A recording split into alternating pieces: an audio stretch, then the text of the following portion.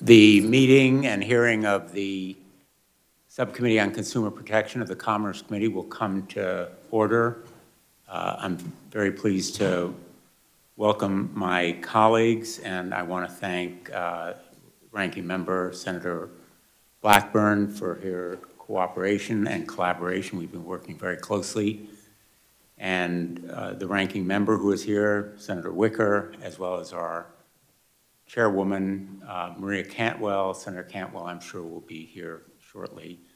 Most important, I'd like to thank our witness, Frances Haugen, for being here, and the two counsel who are representing her today. And I want to give you my heartfelt gratitude for your courage and strength in coming forward as you have done, standing up to one of the most powerful, implacable corporate giants in the history of the world, without any exaggeration. You have a compelling, credible voice, which we've heard already. But you are not here alone. You're armed with documents and evidence. And you speak volumes, as they do, about how Facebook has put profits ahead of people. Among other revelations, the information that you have provided to Congress is powerful proof that Facebook knew its products were harming teenagers. Facebook exploited teens using powerful algorithms that amplified their insecurities and abuses through what it found was an addict's narrative.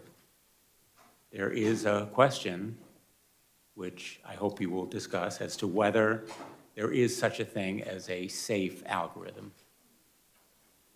Facebook saw teens creating secret accounts that are often hidden from their parents as unique value proposition. In their words, a unique value proposition. A way to drive up numbers for advertisers and shareholders at the expense of safety. And it doubled down on targeting children, pushing products on preteens, not just teens, but preteens, that it knows are harmful to our kids' mental health and well-being. Instead of telling parents, Facebook concealed the facts. It sought to stonewall and block this information from becoming public, including to this committee, when Senator Blackburn and I specifically asked the company. And still, even now, as of just last Thursday, when a Facebook witness came before this committee, it has refused disclosure or even to tell us when it might decide whether to disclose additional documents. And they've continued their tactics even after they knew the destruction it caused. It isn't just that they made money from these practices, but they continued to profit from them. Their profit was more important than the pain that they caused. Last Thursday, the message from Ms. Antigone Davis, Facebook's global head of safety, was simple. Quote, "This research is not a bombshell," end quote. And she repeated the line, "Not a bombshell." Well, this research is the very definition of a bombshell. Facebook and big tech are facing a big tobacco moment, a moment of reckoning. The parallel is striking. I sued big tobacco as Connecticut's Attorney General. I helped to lead the states in that legal action, and I remember very, very well the moment in the course of our litigation when we learned of those files that showed not only that big tobacco knew that its product caused cancer, but that they had done the research, they concealed the files, and now we knew, and the world knew. And big tech now faces that big tobacco jaw-dropping moment of truth. It is documented proof that Facebook knows its products can be addictive and toxic to children. And it's not just that they made money, again, it's that they valued their profit more than the pain that they cause to children and their families. The damage to self-interest and self-worth inflicted by Facebook today will haunt a generation. Feelings of inadequacy and insecurity, rejection, and self-hatred will impact this generation for years to come. Our children are the ones who are victims. Teens today, looking at themselves in the mirror, feel doubt and insecurity. Mark Zuckerberg ought to be looking at himself in the mirror today. And yet, rather than taking responsibility and showing leadership, Mr. Zuckerberg is going sailing. His new modus operandi, no apologies, no admission, no action, nothing to see here. Mark Zuckerberg, you need to come before this committee. You need to explain to Frances Haugen, to us, to the world, and to the parents of America what you were doing and why you did it. Instagram's business model is pretty straightforward. More eyeballs, more dollars. Everything Facebook does is to add more users and keep them on their apps for longer. In order to hook us, Instagram uses our private information to precisely target us with content and recommendations, assessing that what will provoke a reaction will keep us scrolling. Far too often, these recommendations encourage our most destructive and dangerous behaviors. As we showed on Thursday, we created a fake account, my office and I did, as a teen interested in extreme dieting and eating disorders. Instagram latched onto that teenager's initial insecurities. It then pushed more content and recommendations, glorifying eating disorders.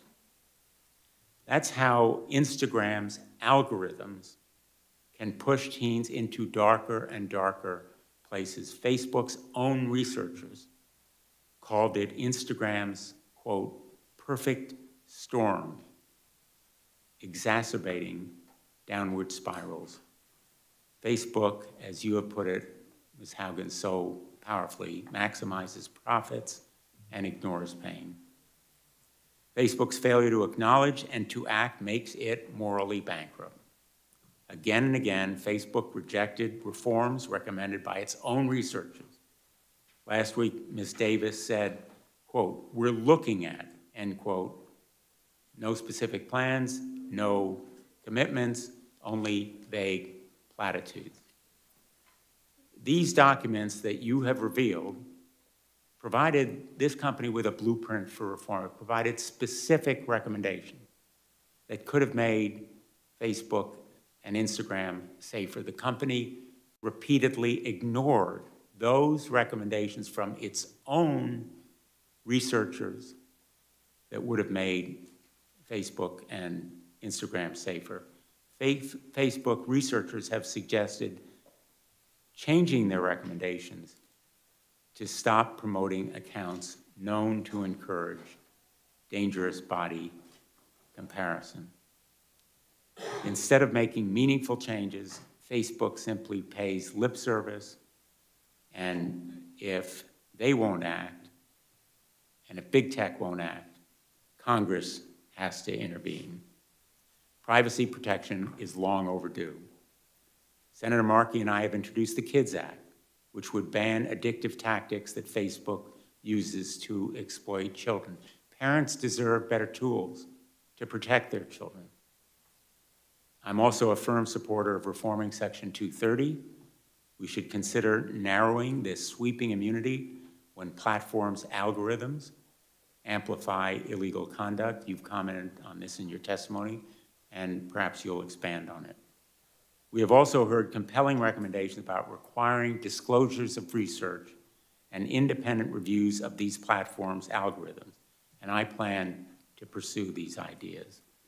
The Securities and Exchange Commission should investigate your contentions and claims, Ms. Haugen, and so should the Federal Trade Commission. Facebook appears to have misled the public and investors, and if that's correct, it ought to face real penalties as a result of that misleading and deceptive misrepresentation. I want to thank all my colleagues who are here today, because what we have is a bipartisan congressional roadmap for reform that will safeguard and protect children from big tech. That will be a focus of our subcommittee moving forward, and it will continue to be bipartisan. And finally, I'll just end on this note. In the past weeks and days, parents have contacted me with their stories, heartbreaking and spine-chilling stories about children pushed into eating disorders, bullying online, self-injury of the most disturbing kind, and sometimes even taking their lives because of social media. Parents are holding Facebook accountable because of your bravery, Ms. Haugen, and we need to hold accountable Facebook and all big tech as well. Again, my thanks to you. I am going to enter into the record a letter from 52 state attorneys general and from 2 members of the Youth Advisory Board of Sandy Hook Promise, as long as there's no objection. And I will now turn to the ranking member, Senator Blackburn. Thank you, Mr. Chairman, and thank you for entering that letter in the record that we have from our state's attorneys general. Good morning to everyone. It is nice to see people in this hearing room and to be here for the hearing today. Ms. Haugen, we thank you for your appearance before us today and for giving the opportunity not only for Congress, but for the American people to hear from you in this setting, and we appreciate that. Mr. Chairman, I think also thanks to you and your staff that have worked with our team to make certain that we had this hearing and this opportunity today so that we can get more insights into what Facebook is actually doing as they invade the privacy not only of adults, but of children. And look at the ways that they are in violation of the Children's Online Privacy Protection Act, which is federal law, and looking at how they are evading that law and working around it. And as the chairman said, privacy and online privacy, passing a federal privacy standard has been long in the works. I filed my first privacy bill when I was in the House back in 2012, and I think that it will be this Congress and this subcommittee that is going to lead the way to online privacy, data security, Section 230 reforms, and of course Senator Klobuchar always wants to talk about antitrust. And I have to give a nod, Senator Markey is down there. When we were in the House, we were probably 2 of the only ones who were talking about the need to have a federal privacy standard. Now, as the chairman mentioned, last week we heard from Ms. Davis, who heads global safety for Facebook. And it was surprising to us that what she tried to do was to minimize the information that was in these documents, to minimize the research, and to minimize the knowledge that Facebook had. At one point, I even reminded her the research was not third-party research. The research was there, Facebook's internal research. So they knew what they were doing. They knew where the violations were, and they know they are guilty. They know this. Their research tells them this. Last week, in advance of our hearing, Facebook released 2 studies and said that the Wall Street Journal was all wrong. They had just gotten it wrong, as if the Wall Street Journal did not know how to read these documents and how to work through this research.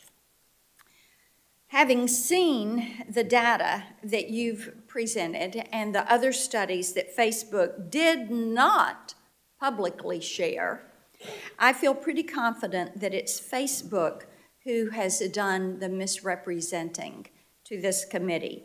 Here are some of the numbers that Facebook chose not to share. And Mr. Chairman, I think it's important that we look at these as we talk about the setting for this hearing, what we learned last week, what you and I have been learning over the past 3 years about big tech and Facebook.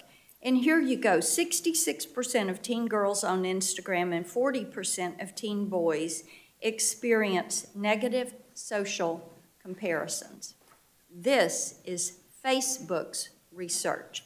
52% of teen girls who experienced negative social comparison on Instagram said it was caused by images related to beauty. Social comparison is worse on Instagram because it is perceived as real life, but based on celebrity standards. Social comparison mimics the grief cycle and includes a downward emotional spiral encompassing a range of emotions from jealousy to self-proclaimed body dysmorphia.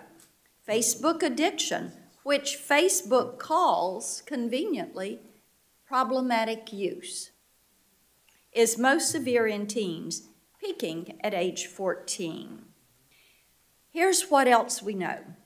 Facebook is not interested in making significant changes to improve kids' safety on their platforms, at least not when that would result in losing eyeballs on posts or decreasing their ad revenues. In fact, Facebook is running scared, as they know that, in their own words, young adults are less active and less engaged on Facebook, and that they are running out of teens to add to Instagram. So teens are looking at other platforms like TikTok, and Facebook is only making those changes that add to its users' numbers and ultimately its profits. Follow the money. So what are these changes? Allowing users to create multiple accounts that Facebook does not delete, and encouraging teens to create second accounts they can hide from their parents. They are also studying younger and younger children, as young as 8, so that they can market to them. And while Ms. Davis says that kids below 13 are not allowed on Facebook or Instagram, we know that they are, because she told us that they recently had deleted 600,000 accounts from children under age 13. So how do you get that many underage accounts if you aren't turning a blind eye to them in the first place? And then in order to try to clean it up, you go to delete it, and then you say, oh, by the way, we just in the last month deleted 600,000 underage accounts. And speaking of turning a blind eye, Facebook turns a blind eye to user privacy. News broke yesterday that the private data of over 1.5 billion, that's right, 1.5 billion Facebook users is being sold on a hacking forum. That's its biggest data breach to date. Examples like this underscore my strong concerns about Facebook collecting the data of kids and teens and what they are doing with it. Facebook also turns a blind eye toward blatant human exploitation taking place on its platform, trafficking, forced labor, cartels, the worst possible things one can imagine. Big tech companies have gotten away with abusing consumers for too long. It is clear that Facebook prioritizes profit over the well-being of children and all users. So as a mother and a grandmother, this is an issue that is of particular concern to me.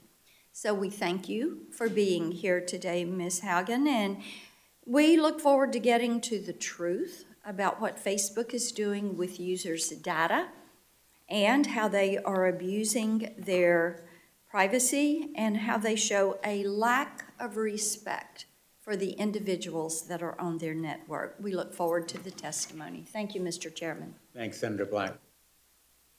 Thank you, Senator Blackburn.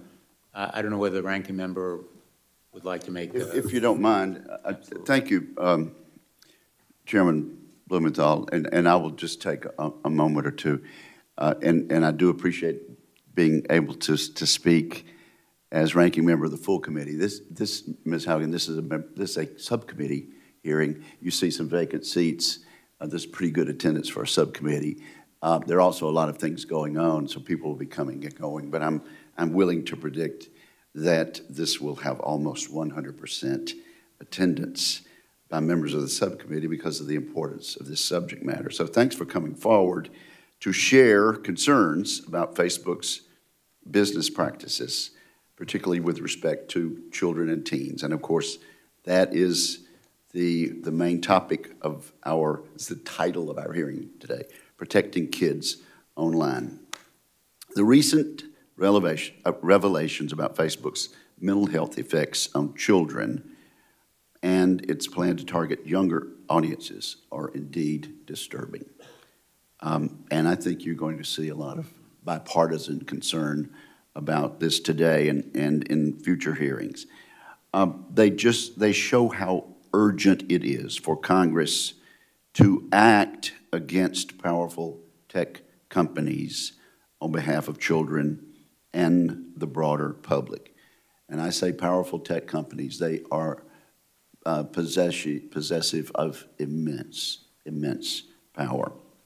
Their product is addictive, and people on both sides of this dais are concerned about this.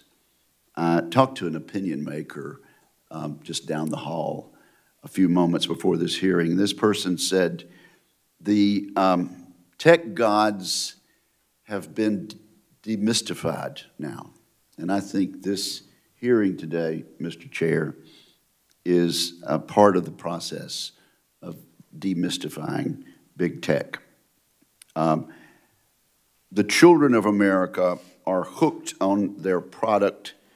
It is often destructive and harmful, and there is a cynical knowledge on behalf of the leadership of these big tech companies that is true.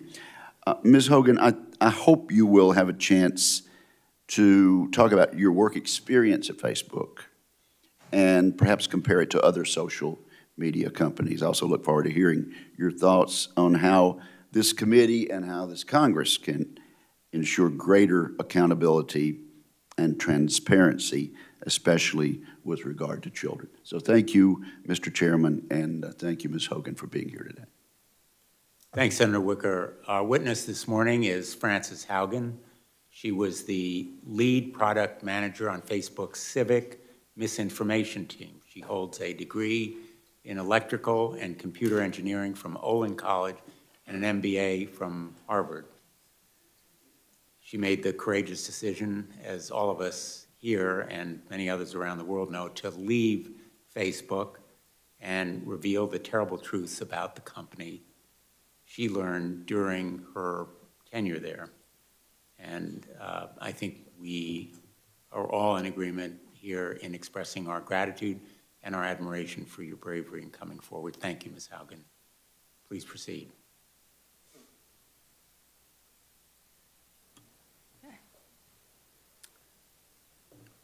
Good afternoon, Chairman Blumenthal, Ranking Member Blackburn, and members of the subcommittee. Thank you for the opportunity to appear before you. My name is Frances Haugen. I used to work at Facebook. I joined Facebook because I think Facebook has the potential to bring out the best in us. But I'm here today because I believe Facebook's products harm children, stoke division, and weaken our democracy. The company's leadership knows how to make Facebook and Instagram safer, but won't make the necessary changes because they have put their astronomical profits before people. Congressional action is needed. They won't solve this crisis without your help. Yesterday, we saw Facebook get taken off the internet. I don't know why it went down, but I know that for more than 5 hours, Facebook wasn't used to deepen divides, destabilize democracies, and make young girls and women feel bad about their bodies. It also means that millions of small businesses weren't able to reach potential customers, and countless photos of new babies weren't joyously celebrated by family and friends around the world. I believe in the potential of Facebook. We can have social media we enjoy that connects us without tearing apart our democracy, putting our children in danger, and sowing ethnic violence around the world. We can do better. I have worked as a product manager at large tech companies since 2006, including Google, Pinterest, Yelp, and Facebook. My job has largely focused on algorithmic products like Google Plus Search and recommendation systems like the one that powers the Facebook newsfeed. Having worked on 4 different types of social networks, I understand how complex and nuanced these problems are. However, the choices being made inside of Facebook are disastrous for our children, for our public safety, for our privacy, and for our democracy. And that is why we must demand Facebook make changes. During my time at Facebook, first working as the lead product manager for civic misinformation, and later on counter-espionage, I saw Facebook repeatedly encounter conflicts between its own profits and our safety. Facebook consistently resolved these conflicts in favor of its own profits. The result has been more division, more harm, more lies, more threats, and more combat. In some cases, this dangerous online talk has led to actual violence that harms and even kills people. This is not simply a matter of certain social media users being angry or unstable, or about one side being radicalized against the other. It is about Facebook choosing to grow at all costs, becoming an almost $1 trillion company by buying its profits with our safety. During my time at Facebook, I came to realize a devastating truth. Almost no one outside of Facebook knows what happens inside of Facebook. The company intentionally hides vital information from the public, from the US government, and from governments around the world. The documents I have provided to Congress prove that Facebook has repeatedly misled the public about what its own research reveals about the safety of children, the efficacy of its artificial intelligence systems, and its role in spreading divisive and extreme messages. I came forward because I believe that every human being deserves the dignity of the truth. The severity of this crisis demands that we break out of our previous regulatory frames. Facebook wants to trick you into thinking that privacy protections or changes to Section 230 alone will be sufficient. While important, these will not get to the core of the issue, which is that no one truly understands the destructive choices made by Facebook except Facebook. We can afford nothing less than full transparency. As long as Facebook is operating in the shadows, hiding its research from public scrutiny, it is unaccountable. Until the incentives change, Facebook will not change. Left alone, Facebook will continue to make choices that go against the common good, our common good. When we realized big tobacco was hiding the harms it caused, the government took action. When we figured out cars were safer with seatbelts, the government took action. And when our government learned that opioids were taking lives, the government took action. I implore you to do the same here.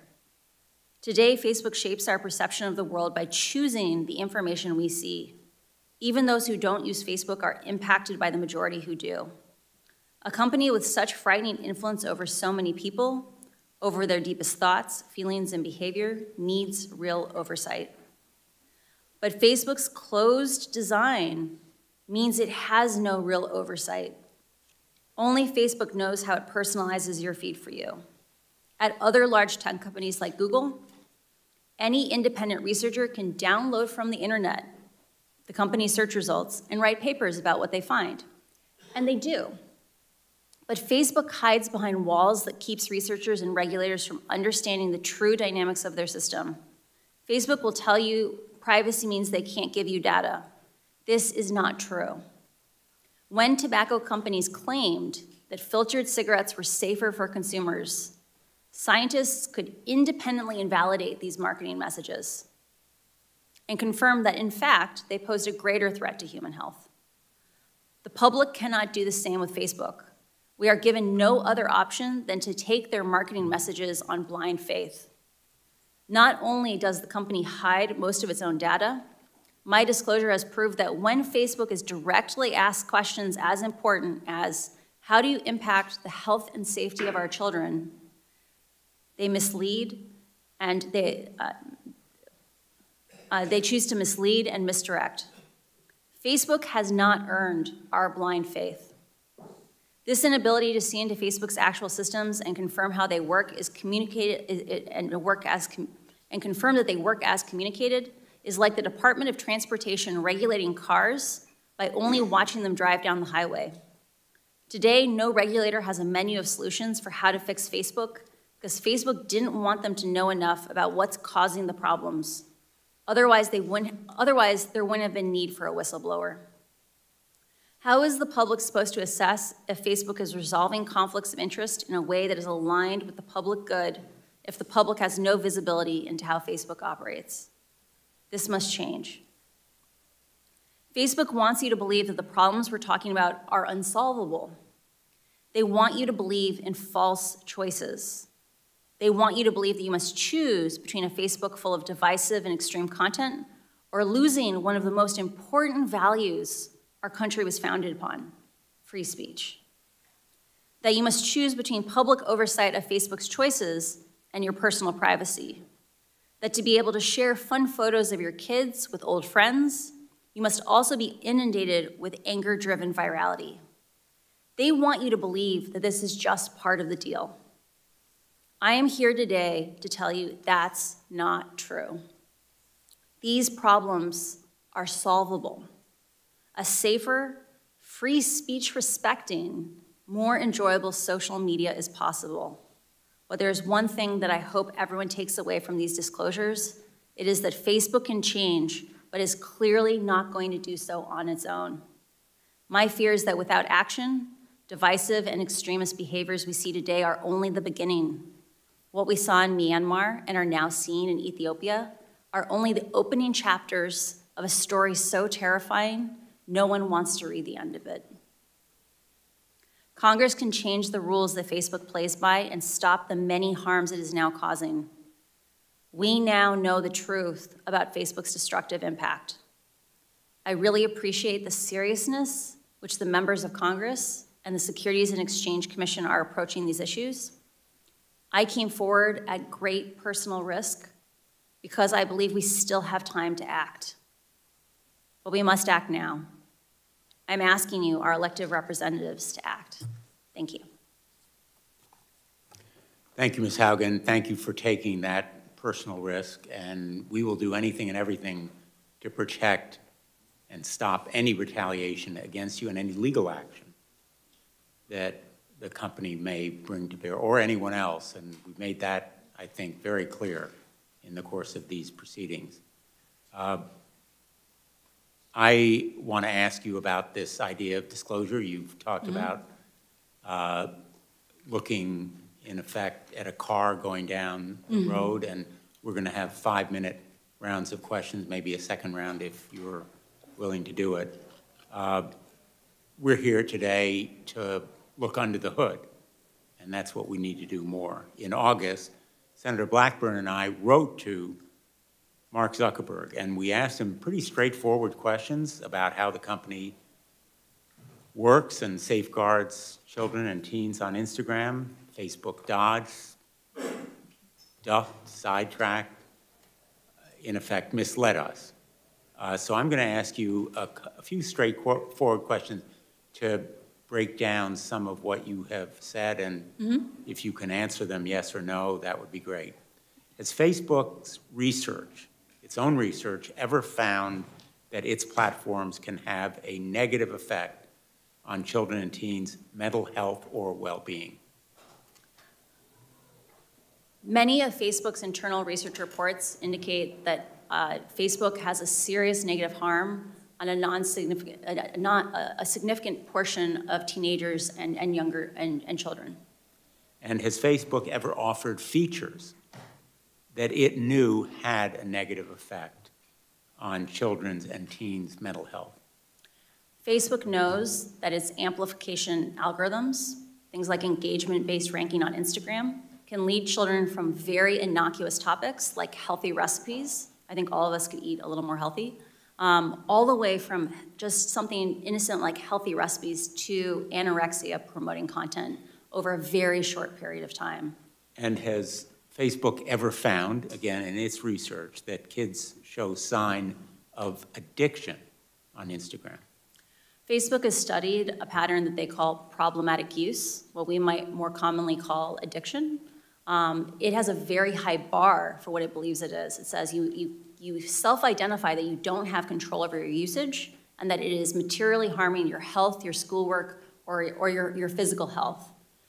5 to 6% of 14-year-olds have the self-awareness to admit both those questions. It is likely that far more than 5 to 6% of 14-year-olds are addicted to Instagram.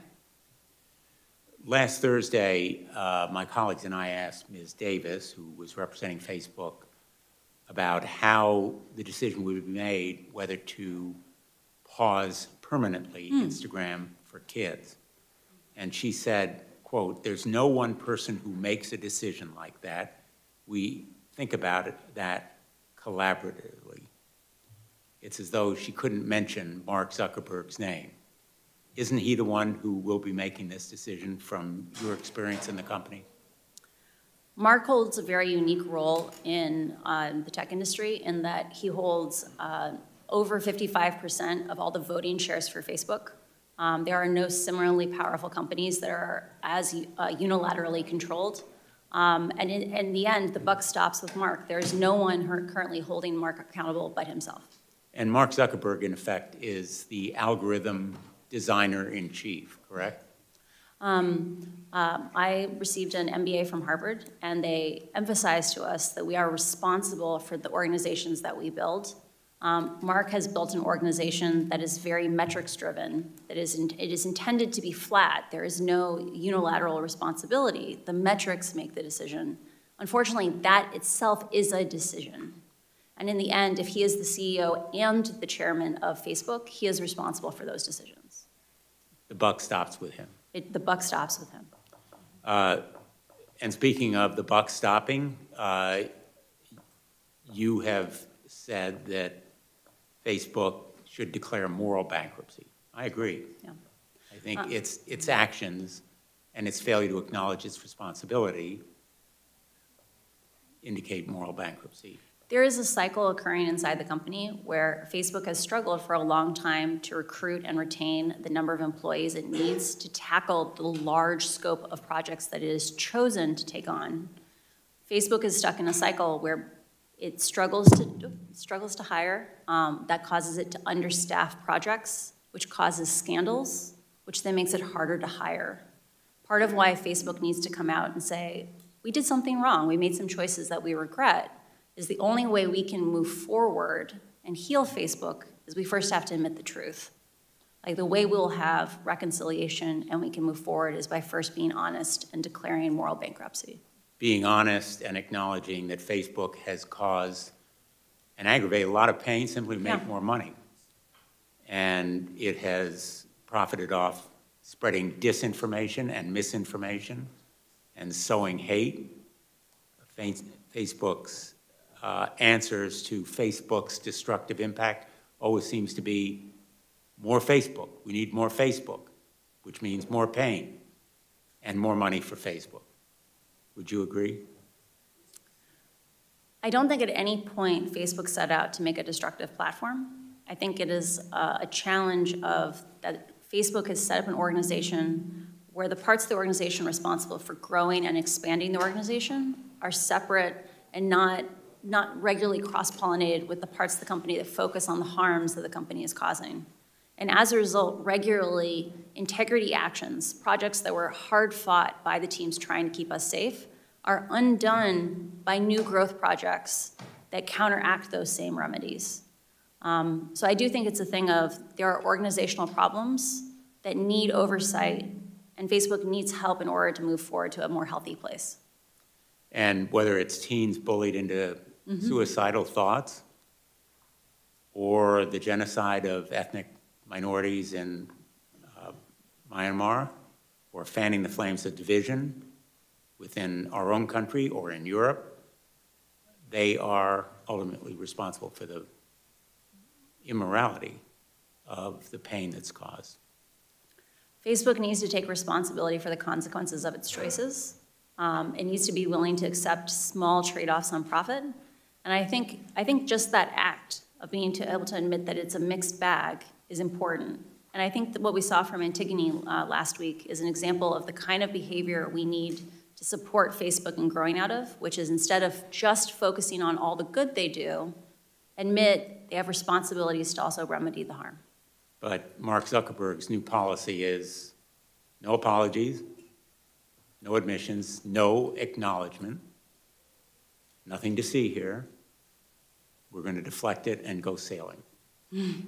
I turn to the ranking member. Thank you, Mr. Chairman. Thank you for your testimony. I want to stay with Ms. Davis and some of her comments because I had asked her last week about the underage users.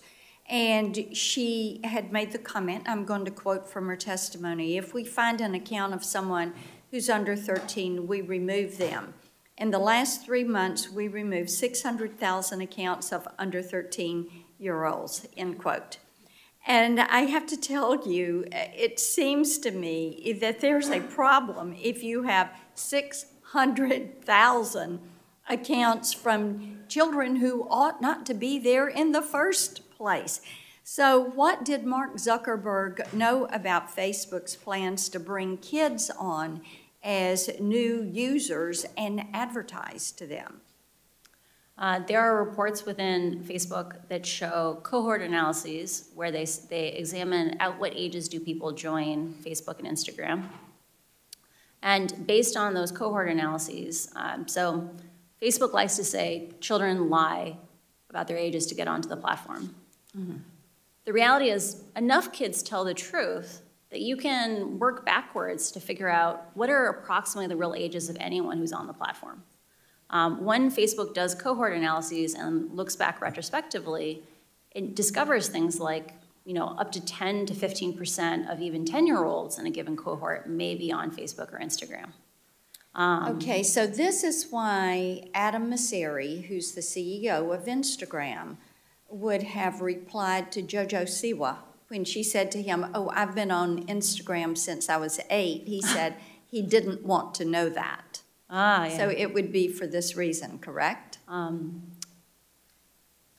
A pattern of behavior that I saw at Facebook was that often problems were so understaffed that there was kind of an implicit discouragement from having better detection systems. So for example, I worked, my last team at Facebook was on the counter-espionage team within the threat intelligence org. And at any given time, our team could only handle 1/3 of the cases that we knew about. We knew that if we built even a basic detector, we would likely have many more cases. Okay, then let me ask you. Sure, let me ask you this. So you look at the way that they have the data, but they're choosing to keep that data and advertise from it, right? You sell it to third parties. So what does Facebook do? You've got these 600,000 accounts that ought not to be on there. Probably more. But then you delete those accounts. But what happens to that data? Does Facebook keep that data? Do they keep it until those children go to age 13? Since, as you're saying, they can work backward and figure out the true age of a user. So what do they do with it? Do they delete it? Do they store it? Do they keep it? How do they process that? My understanding of Facebook's data retention policies, and I want to be really clear, I didn't work directly on that, is that when they delete an account, they delete all the data within, I believe, 90 days in compliance with GDPR.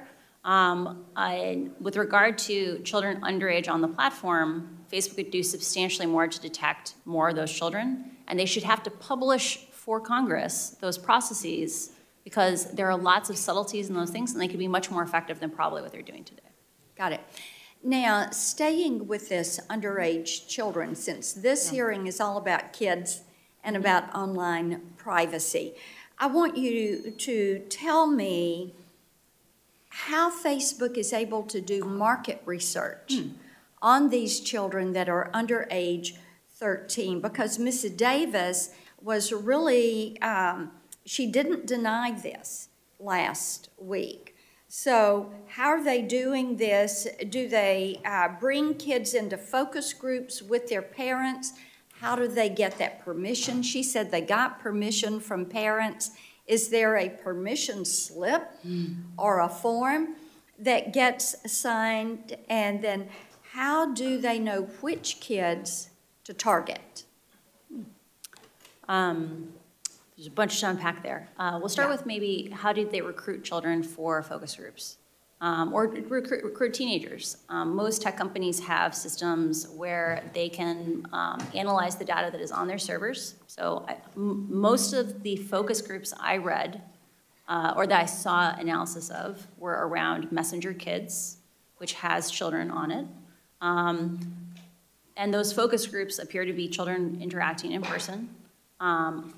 Often, large tech companies use either sourcing agencies that will go and identify people who meet certain demographic criteria, or they will reach out directly based on data on the platform. So for example, in the case of Messenger Kids, maybe you would want to study a child that was an active user and one that was a less active user.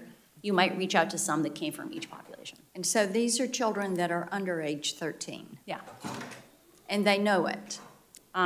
For some of these studies. And I assume they get permission, but I don't work on that. Okay. Well, we're still waiting to get a copy of that parental consent form that would involve children. My time has expired, Mr. Chairman. I'll save my other questions for our second round if we're able to get those. Thank you. Great. Thank you, Senator Blackburn. Senator Klobuchar. Thank you very much, Mr. Chairman. Thank you so much, Ms. Haugen, for shedding a light on how Facebook time and time again has put profit over people. When their own research found that more than 13% of teen girls say that Instagram made their thoughts of suicide worse, what did they do? They proposed Instagram for Kids, which has now been put on pause because of public pressure. When they found out that their algorithms are fostering polarization, misinformation, and hate, that they allowed 99% of their violent content to remain unchecked on their platform, including lead up to the January 6th insurrection. What did they do? They now, as we know, Mark Zuckerberg's going sailing and saying no apologies. I think the time has come for action, and I think you are the catalyst for that action. You have said privacy legislation is not enough. I completely agree with you, but I think you know we have not done anything to update our privacy laws in this country, our federal privacy laws. Nothing, zilch, in any major way. Why? Because there are lobbyists around every single corner of this building that have been hired by the tech industry. We have done nothing when it comes to making the algorithms more transparent, allowing for the university research that you referred to. Why? Because Facebook and the other tech companies are throwing a bunch of money around this town and people are listening to them. We have done nothing significantly past, although we are on a bipartisan basis working in the Antitrust Subcommittee to get something done on consolidation, which you understand allows the dominant platforms to control all this, like the bullies in the neighborhood, buy out the companies that maybe could have competed with them and added the bells and whistles. So the time for action is now. So I'll start with something that I asked Facebook's head of safety when she testified before us last week. I asked her how they estimate the lifetime value of a user for kids who start using their products before they turn 13. She evaded the question and said, that's not the way we think about it. Is that right, or is it your experience that Facebook estimates and puts a value on how much money they get from users in general? I'll get to kids in a second. Is that a motivating force for them? Based on what I saw in terms of allocation of integrity spending, so one of the things disclosed in the Wall Street Journal was that I believe it's like 87% of all the misinformation spending is spent on English, but only about like 9% of the users are English speakers.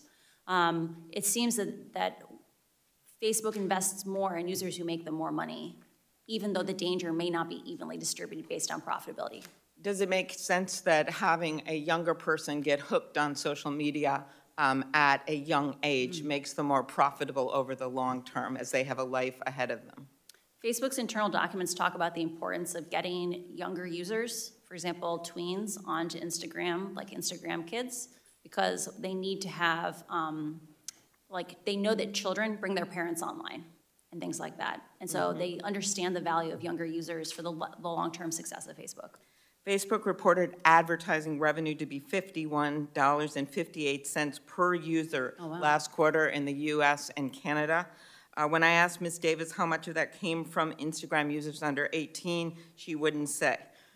Do you think that teens are profitable for their company? I would assume so, based on advertising for things like television. You get substantially higher advertising rates for customers who don't yet have preferences or habits. And so I'm sure they are some of the more profitable users on Facebook, but I do not work directly on that. Another major issue that's come out of this, eating disorders. Studies have found that eating disorders actually have the highest mortality rate of any mental illness for women. And I led a bill on this with Senators Capito and Baldwin that we passed into law. And I'm concerned that this algorithms that they have pushes outrageous content, promoting anorexia and the like. I know it's personal to you. Do you think that their algorithms push some of this content to young girls?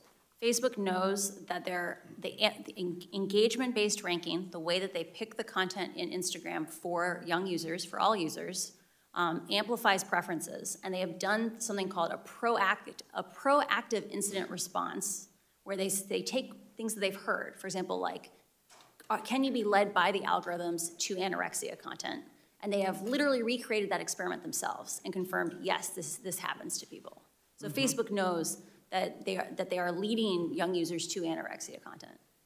Do you think they are deliberately designing their product to be addictive beyond even that content?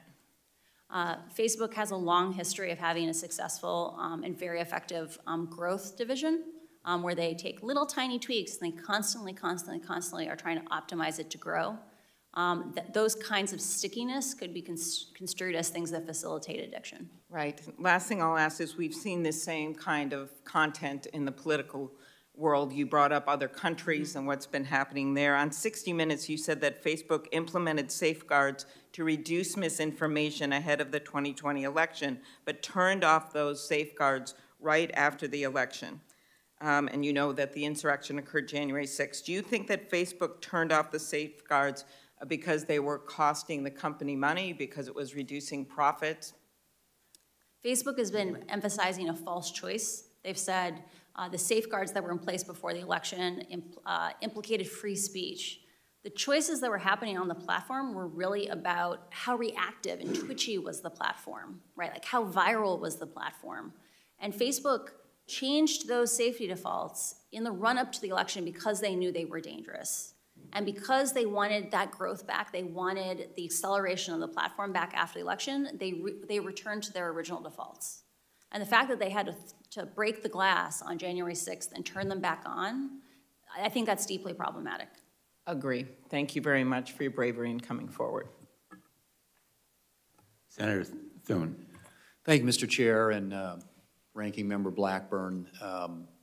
I've been arguing for some time that it is time for Congress to act, and I think the question is always, what is the correct way to do it, the right way to do it, consistent with our First Amendment right to free speech. Totally. This committee doesn't have jurisdiction over the antitrust issue. That's the Judiciary Committee, and I'm not averse to looking at the monopolistic nature of Facebook, honestly. I think that's a real issue that needs to be examined and perhaps addressed as well. But at least under this committee's jurisdiction, there are a couple of things I think we can do. And I have a piece of legislation, and Senators Blackburn and Blumenthal are both co-sponsors, called the Filter Bubble Transparency Act. And essentially what it would do is give users the options to engage with social media platforms without being manipulated by these secret formulas that essentially dictate the content that you see when you open up an app or log on to a website. We also, I think, need to hold big tech accountable by reforming Section 230. And one of the best opportunities, I think, to do that, at least in a bipartisan way, is the Platform Accountability and Consumer Transparency, or the PACT Act, and that's legislation that I've co-sponsored with Senator Schatz, which in addition to stripping Section 230 protections for content that a court determines to be illegal, the PACT Act would also increase transparency and due process for users around the content moderation process. And importantly, in the context we're talking about today with this hearing with a major big tech whistleblower, the PACT Act would explore the viability of a federal program for big tech employees to blow the whistle on wrongdoing inside the companies where they work. In my view, we should encourage employees in the tech sector like you to speak up about questionable practices of big tech companies so we can, among other things, ensure that Americans are fully aware of how social media platforms are using artificial intelligence and opaque algorithms to keep them hooked on the platform. So let me, Ms. Haugen, just ask you, we've learned from the information that you provided that Facebook conducts what's called engagement-based ranking, which you've described as very dangerous. Could you talk more about why engagement-based ranking is dangerous, and do you think Congress should seek to pass legislation like the Filter Bubble Transparency Act that would give users the ability to avoid engagement-based ranking altogether? Facebook is going to say, you don't want to give up engagement-based ranking. You're not going to like Facebook as much if we're not picking out the content for you. That's just not true. There are a lot of, Facebook likes to present things as false choices, like you have to choose between having lots of spam. Like let's say, imagine we ordered our feeds by time, like on iMessage or on, there are other forms of social media that are chronologically based. They're going to say, you're going to get spammed, like you're not going to enjoy your feed. The reality is that those experiences have a lot of permutations. There are ways that we can make those experiences where computers don't regulate what we see. We together socially regulate what we see. But they don't want us to have that conversation because Facebook knows that when they pick out the content that we focus on using computers, we spend more time on their platform, they make more money. The dangers of engagement-based ranking are that Facebook knows that content that elicits an extreme reaction from you is more likely to get a click, a comment, or reshare. And it's interesting because those clicks and comments and reshares aren't even necessarily for your benefit. It's because they know that other people will produce more content if they get the likes and comments and reshares. They prioritize content in your feed so that you will give little hits of dopamine to your friends so they will create more content. And they have run experiments on people, producer-side experiments, where they have confirmed this. So yeah. you and your, part of the information you provided the Wall Street Journal, it's been found that Facebook altered its algorithm in an attempt to boost these meaningful social interactions, or MSI.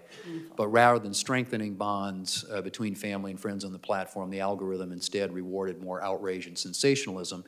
And I think Facebook would say that its algorithms are used to connect individuals with other friends and family that are largely positive. Do you believe that Facebook's algorithms make its platform a better place for most users, and should consumers have the option to use Facebook and Instagram without being manipulated by algorithms designed to keep them engaged on that platform? I strongly believe, like I've spent most of my career working on systems like engagement-based ranking. Like when I come to you and say these things, I'm basically damning 10 years of my own work, right? Engagement-based ranking, Facebook says we can do it safely because we have AI.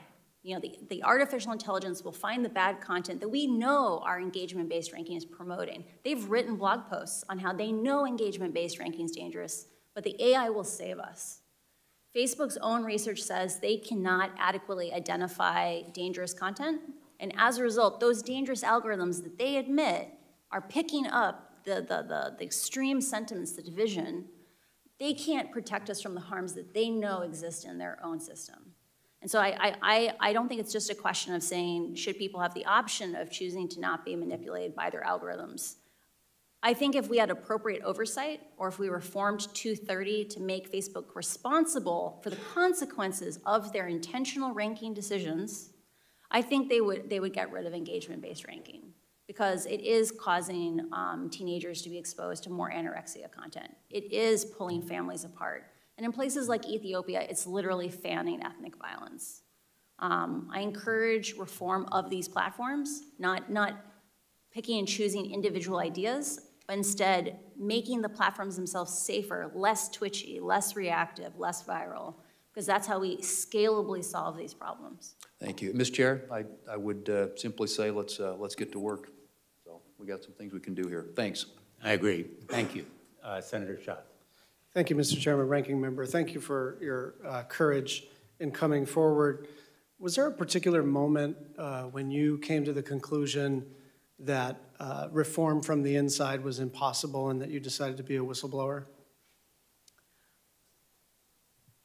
There was a long series of moments where I became aware that Facebook, when faced with conflicts of interest between its own profits and the common good, public safety, that Facebook consistently chose to prioritize its profits.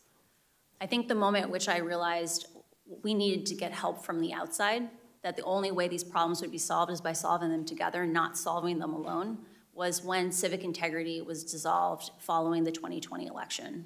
It really felt like a betrayal of the promises that Facebook had made to people who had sacrificed a great deal to keep the election safe by basically dissolving our community and integrating it in just other parts of the company. And when I know their response is that they've sort of distributed the duties.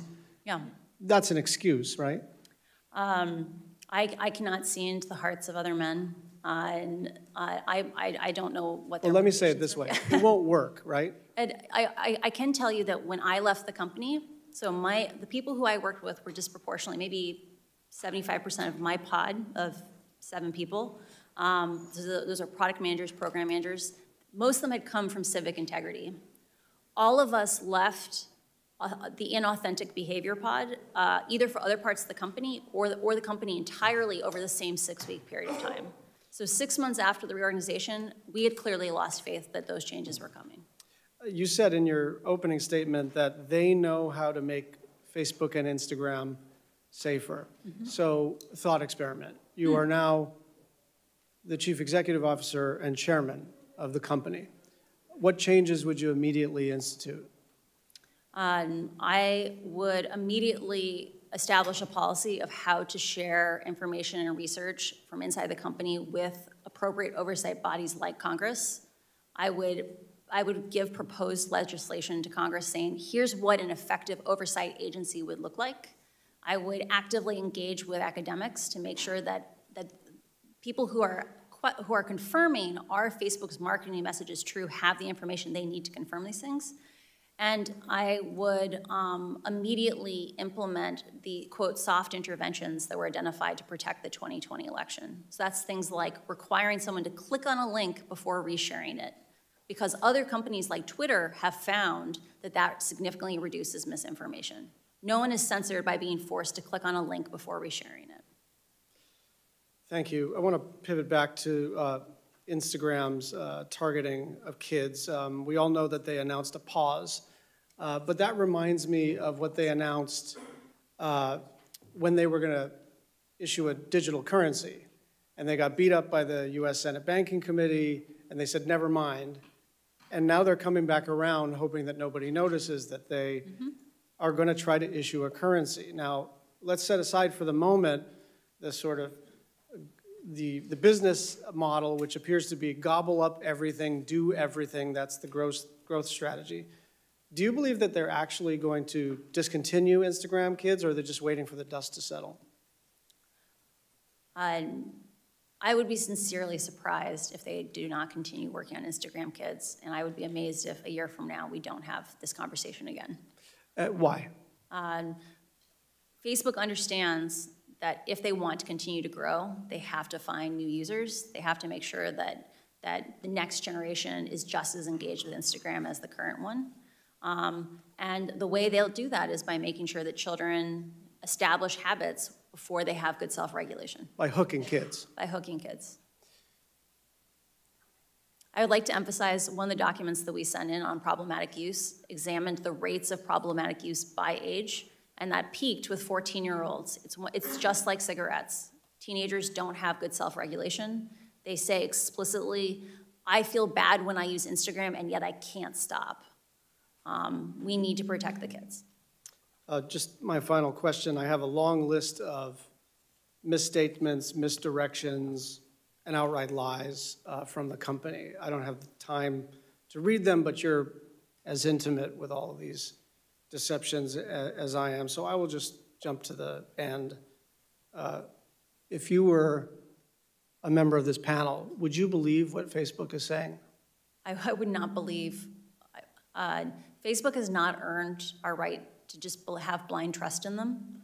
Trust is, last week, one of the most beautiful things that I heard on the committee was trust is earned, and Facebook has not earned our trust. Thank you. Thanks, Senator Schatz. Senator Moran, and then we've been joined by the chair, Senator Cantwell. She'll be next. We're going to break at about 11:30, if that's okay, because we have a vote. Okay. And then we'll reconvene. Okay. Mr. Chairman, thank you. The conversation so far reminds me that you and I ought to resolve our differences and introduce legislation. So as Senator Thune said, let's go to work. Our differences are very minor, or they seem very minor in the face of the revelations that we've now seen, so I'm hoping we can move forward, Senator Moran. I share that view, Mr. Chairman. Thank you. Thank you very much for your testimony. What examples do you know? We've talked about particularly children, teenage girls specifically, but what other examples do you know about where Facebook or Instagram knew its decisions would be harmful to its users, but still proceeded with the plan and executed those harmful behavior? Facebook's internal research is aware that there are a variety of problems facing children on Instagram that are, they know that severe harm is happening to children. For example, in the case of bullying, Facebook knows that Instagram dramatically changes the experience of high school. So when we were in high school, or when I was in high school, most kids You have... looked at me and changed your wording. Sorry. When I was in high school, you know, most kids have positive home lives. Like, it doesn't matter how bad it is at school. Kids can go home and reset for 16 hours. Kids who are bullied on Instagram, the bullying follows them home. It follows them into their bedrooms. The last thing they see before they go to bed at night is someone being cruel to them, or the first thing they see in the morning is someone being cruel to them. Kids are learning that their own friends, like people who they care about them, are cruel to them.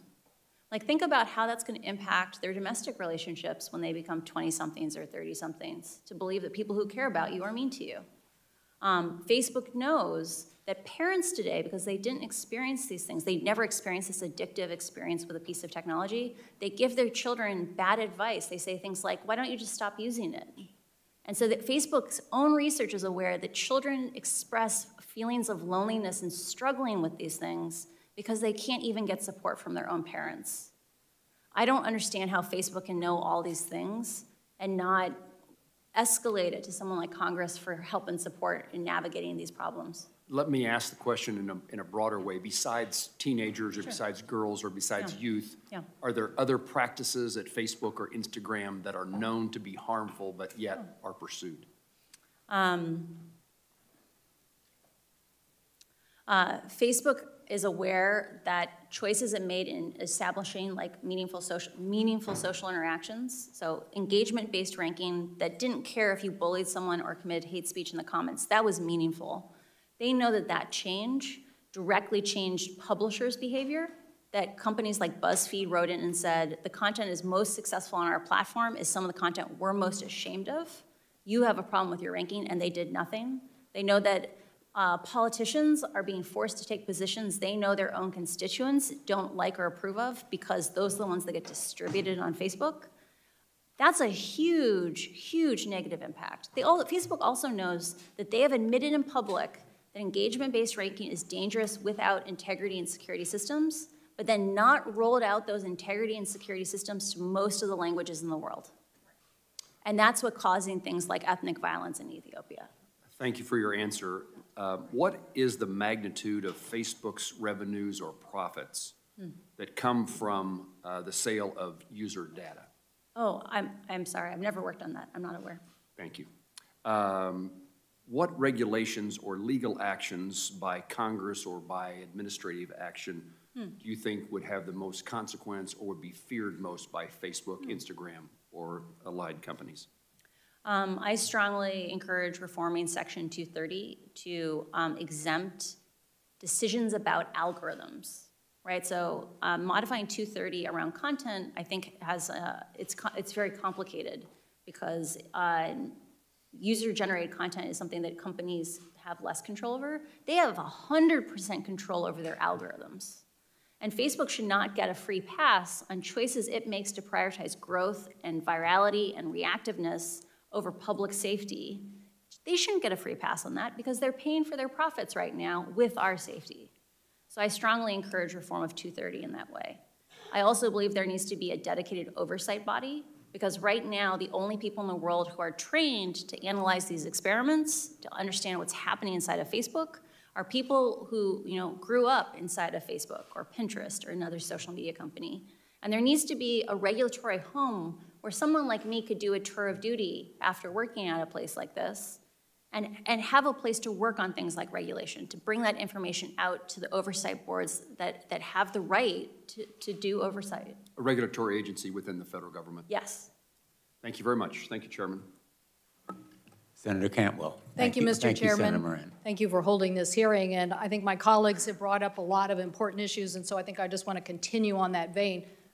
First of all, the Privacy Act that I introduced along with several of my colleagues actually does have FTC oversight of algorithm transparency. In some instances, I'd hope you take a look at that and tell us what other areas you think we should add to that level of transparency. But clearly that's the issue at hand here, I think, in your coming forward, so thank you again for your willingness to do that. The documentation that you say now exists is the level of transparency about what's going on that people haven't been able to see. And so your information that you say has gone up to the highest levels at Facebook is that they purposely knew that their algorithms were continuing to have misinformation and hate information, and that when presented with information about this terminology, downstream MSI, meaningful social information, knowing that it was this choice, you could continue this wrong-headed information, hate information about the Rohingya, or you could continue to get higher click-through rates. And I know you said you don't know about profits, but I'm pretty sure you know that on a page. Yeah. If you click through that next page, I'm pretty sure there's a lot more ad revenue than if you didn't click through. So you're saying that documents exist that at the highest level at Facebook, you had information discussing these two choices, and that people chose, even though they knew that it was misinformation and hurtful and maybe even causing people lives, they continued to choose profit. We have submitted documents to Congress outlining Mark Zuckerberg was directly presented with a list of, quote, soft interventions. So a hard intervention is like taking a piece of content off Facebook, taking a user off Facebook. Soft interventions are about making slightly different choices to make the platform less viral, less twitchy. Mark was presented with these options and chose to not remove downstream MSI in April of 2020, even though even just isolated in at-risk countries, that's countries at risk of violence, if it had any impact on the overall MSI metric. So he chose— Which in translation means less money. Yeah, he said— Right? Was there another reason given why they would do it other than they thought it would really affect their numbers? I don't know for certain. Like Jeff Horowitz, the reporter for the Wall Street Journal, and I struggled with this because we sat there and read these minutes and we're like, how is this possible? Like, we've just read 100 pages on how downstream MSI expands hate speech, misinformation, violence inciting content, graphic violent content. Why wouldn't you get rid of this? And the best theory that we've come up with, and I want to emphasize this is just our interpretation on it, is people's bonuses are tied to MSI. Right? Like people stay or leave the company based on what they get paid. And like, if you hurt MSI, a bunch of people weren't going to get their bonuses. So you're saying that this practice even still continues today? Like, we're still in this environment? I'm personally very frustrated by this because we presented information to Facebook from one of my own constituents in 2018 talking about this issue with the Rohingya, pleading with the company. Yeah. We pleaded with the company, and they continue to not address this issue. Now, you're pointing out that these same algorithms are being used, and they know darn well in Ethiopia that it's causing and inciting violence. And again, they are still today choosing profit over taking this information down. Is that correct? When rioting began in the United States in the summer of last year, they turned off downstream MSI only for when they detected content was health content, which is probably COVID, and civic content. But Facebook's own algorithms are bad at finding this content. It's still in the raw form for 80, 90% of even that sensitive content. In countries where they don't have integrity systems in the local language, and in the case of Ethiopia, there are 100 million people in Ethiopia in 6 languages. Facebook only supports 2 of those languages for integrity systems. This strategy of focusing on language-specific, content-specific systems, AI to save us, is doomed to fail. I need to get to one of them. First of all, I'm sending a letter to Facebook today. They better not delete any information as it relates to the Rohingya or investigations about how they proceeded on this, particularly in light of your information or the documents. But aren't we also now talking about advertising fraud? Aren't you selling something to advertisers that's not really what they're getting?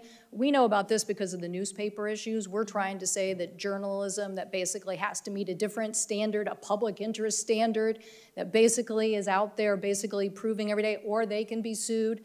These guys are a social media platform that doesn't have to live with that. And then the consequences, they're telling their advertisers that this was the we see it. We see it. People are coming back to the local journalism because they're like, we want to be with a trusted brand. We don't want to be in, your website. So I think your finding for the SEC is an interesting one, but I think that we also have to look at what are the other issues here. And one of them is, did they defraud advertisers in telling them this was the advertising content that you were going to be advertised again, when in reality it was something different. It was based on a different model. We have multiple examples of question and answers for the advertising staff, the sales staff, where advertisers say after the riots last summer, were asked, should we come back to Facebook? Or after the insurrection, like, should we come back to Facebook? And Facebook said in their talking points that they gave to advertisers, we're doing everything in our power to make this safer, or we take down all the hate speech when we find it. But Facebook's own internal— And that was not true. That was not true. They get 3 to 5% of hate speech. Thank you. Thank you, Mr. Chairman. Thanks, Senator Cantwell. And if you want to make your letter available to other members of the committee, I'd be glad to join you myself. Thank you. And, thank you. Thank you for suggesting it. Thank you. Senator Lee. Thank you, Mr. Chairman, and thank you, Ms. Haugen, for joining us this week. It's very, very helpful. We're grateful that you're willing to make yourself available. Last week, we had another witness from Facebook, Ms. Davis. She came and she testified before this committee, and she focused on, among other things, the extent to which Facebook targets ads to children, including ads that are either sexually suggestive or geared toward adult-themed products or themes in general. Now, while I appreciated her willingness to be here, I didn't get the clearest answers in response to some of those questions. And so I'm hoping that you can help shed some light on some of those issues related to Facebook's advertising processes here today. As we get into this, I want to first read you a quote that I got from Ms. Davis last week. Here's what she said during her questioning. Quote, "When we do ads to young people, there are only 3 things that an advertiser can target around: age, gender, location. We also prohibit certain ads to young people, including weight loss ads. We don't allow tobacco ads at all, meaning to young people. We don't allow them to children. We don't allow them to minors," close quote.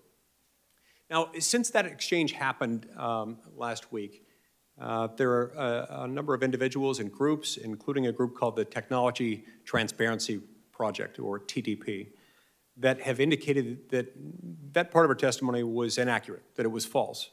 TTP noted that TTP had conducted an experiment just last month, and their goal was to run a series of ads that would be targeted to children ages 13 to 17 to users in the United States. Now, I want to emphasize that TTP didn't end up running these ads. They stopped them from being distributed to users. But Facebook did, in fact, approve them. And as I understand it, Facebook approved them for an audience of up to 9.1 million users, all of whom were teens. So I brought a few of these to show you today. This is the first one I wanted to showcase. This first one has a colorful graphic encouraging kids to, quote, throw a Skittles party like no other, which, you know, as the graphic indicates, and as the slang jargon also independently suggests, this involves kids getting together randomly to abuse prescription drugs. The second graphic displays an anatip, that is, a tip specifically designed to encourage and promote anorexia. And it's on there. Now, the language, the anatip itself, independently promotes that. The ad also promotes it, insofar as it was suggesting these are images you ought to look at when you need motivation to be more anorexic, I guess you could say. Now, the third one invites children to find their partner online and to make a love connection. You look lonely, find your partner now to make a love connection. Now look, it'd be an entirely different kettle of fish if this were targeted to an adult audience. It is not. It's targeted to 13 to 17-year-olds. Now, obviously, I don't support, and TDP does not support these messages, particularly when targeted to impressionable children. And again, just to be clear, TDP did not end up pushing the ads out after receiving Facebook's approval. But it did, in fact, receive Facebook's approval. So I think this says something. One could argue that it proves that Facebook is allowing and perhaps facilitating the targeting of harmful adult-themed ads to our nation's children. So could you please explain to me, Ms. Haugen, how these ads with a target audience of 13 to 17-year-old children, how would they possibly be approved by Facebook? And is AI involved in that? I did not work directly on the ad approval system. What was resonant for me about your testimony is Facebook has a deep focus on scale. So scale is, can we do things very cheaply for a huge number of people, which is part of why they rely on AI so much. It is very possible that none of those ads were seen by a human. And the reality is that we've seen from repeated documents within my disclosures is that Facebook's AI systems only catch a very tiny minority of offending content. And best case scenario, in the case of something like hate speech, at most they will ever get 10 to 20%. In the case of children, that means drug paraphernalia ads like that. It's likely if they rely on computers and not humans, they will also likely never get more than 10 to 20% of those ads. Understood. Mr. Chairman, I've got one minor follow-up question. It should be easy to answer. Go ahead. So, while Facebook may claim that it only targets ads based on age, gender, and location, even though these things seem to counteract that, but let's set that aside for a minute, and that they're not basing ads based on specific interest categories. Does Facebook still collect interest category data on teenagers, even if they aren't at that moment targeting ads at teens based on those interest categories? I think it's very important to differentiate between what targeting are advertisers allowed to specify and what targeting Facebook may learn for an ad. Let's imagine you had some text on an ad. It would likely extract out features that it thought was relevant for that ad. For example, in the case of something about partying, it would learn partying is a concept. I'm very suspicious that personalized ads are still not being delivered to teenagers on Instagram because the algorithms learn correlations. They learn interactions where your party ad may still go to kids interested in partying because Facebook is almost certainly has a ranking model in the background that it says this person wants more party-related content. Interesting. Thank you. That's very helpful. And what that suggests to me is that while they're saying they're not targeting teens with those ads, the algorithm might do some of that work for them, which might explain why they collect the data even while claiming that they're not targeting those ads in that way. I can't speak to whether or not that's the intention, but the reality is it's very, very, very difficult to understand these algorithms today. And over and over and over again, we saw these biases the algorithms unintentionally learn. And so, yeah, it's very hard to disentangle out these factors as long as you have engagement-based ranking. Thank you, Ms. Haugen. Thank you very much, Senator Lee. Senator Markey. Thank you, Mr. Chairman, very much. Thank you, Ms. Haugen. You are a 21st century American hero, warning our country of the danger for young people, for our democracy, and our nation owes you just a huge debt of gratitude for the courage you're showing here today, so thank you. Ms. Haugen, do you agree that Facebook actively seeks to attract children and teens onto its platforms? And Facebook actively markets to children, or markets to children under the age of 18 to get on Instagram, and definitely targets children as young as 8 to be on in Messenger Kids. An internal Facebook document from 2020 that you revealed reads, "Why do we care about tweens? They are a valuable but untapped audience." So Facebook only cares about children to the extent that they are of monetary value. Last week, Facebook's global head of safety, Antigone Davis, told me that Facebook does not allow targeting of certain harmful content to teens. Ms. Davis stated, "We don't allow weight loss ads to be shown to people under the age of 18. Yet, a recent study found that Facebook permitted targeting of teens as young as 13 with ads that showed a young woman's thin waist promoting websites that glorify anorexia." Ms. Haugen, based on your time at Facebook, do you think Facebook is telling the truth? I think Facebook has focused on scale over safety, and it is likely that they are using artificial intelligence to try to identify harmful ads without allowing the public oversight to see what is the actual effectiveness of those safety systems. You unearthed Facebook's research about its harm to teens. Did you raise this issue with your supervisors? I did not work directly on anything involving teen mental health. This research was freely available to anyone in the company. Ms.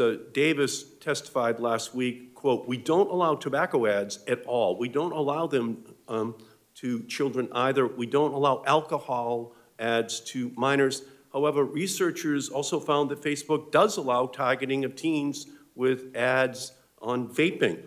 Ms. Haugen, based on your time at Facebook, do you think Facebook is telling the truth? I do not have context on that issue. I assume that if they are using artificial intelligence to catch those vape ads, unquestionably ads are making its way through. Okay.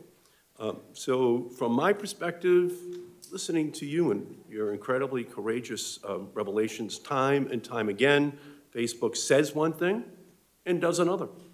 Time and time again, Facebook fails to abide by the commitments that they had made. Time and time again, Facebook lies about what they are doing. Yesterday, Facebook had a platform outage, but for years it has had a principles outage. Its only real principle is profit.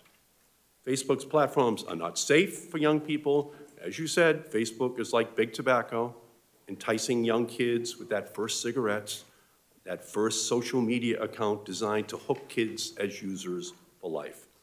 Ms. Haugen, your whistleblowing shows that Facebook uses harmful features that quantify popularity, push manipulative influencer marketing, amplify harmful content to teens.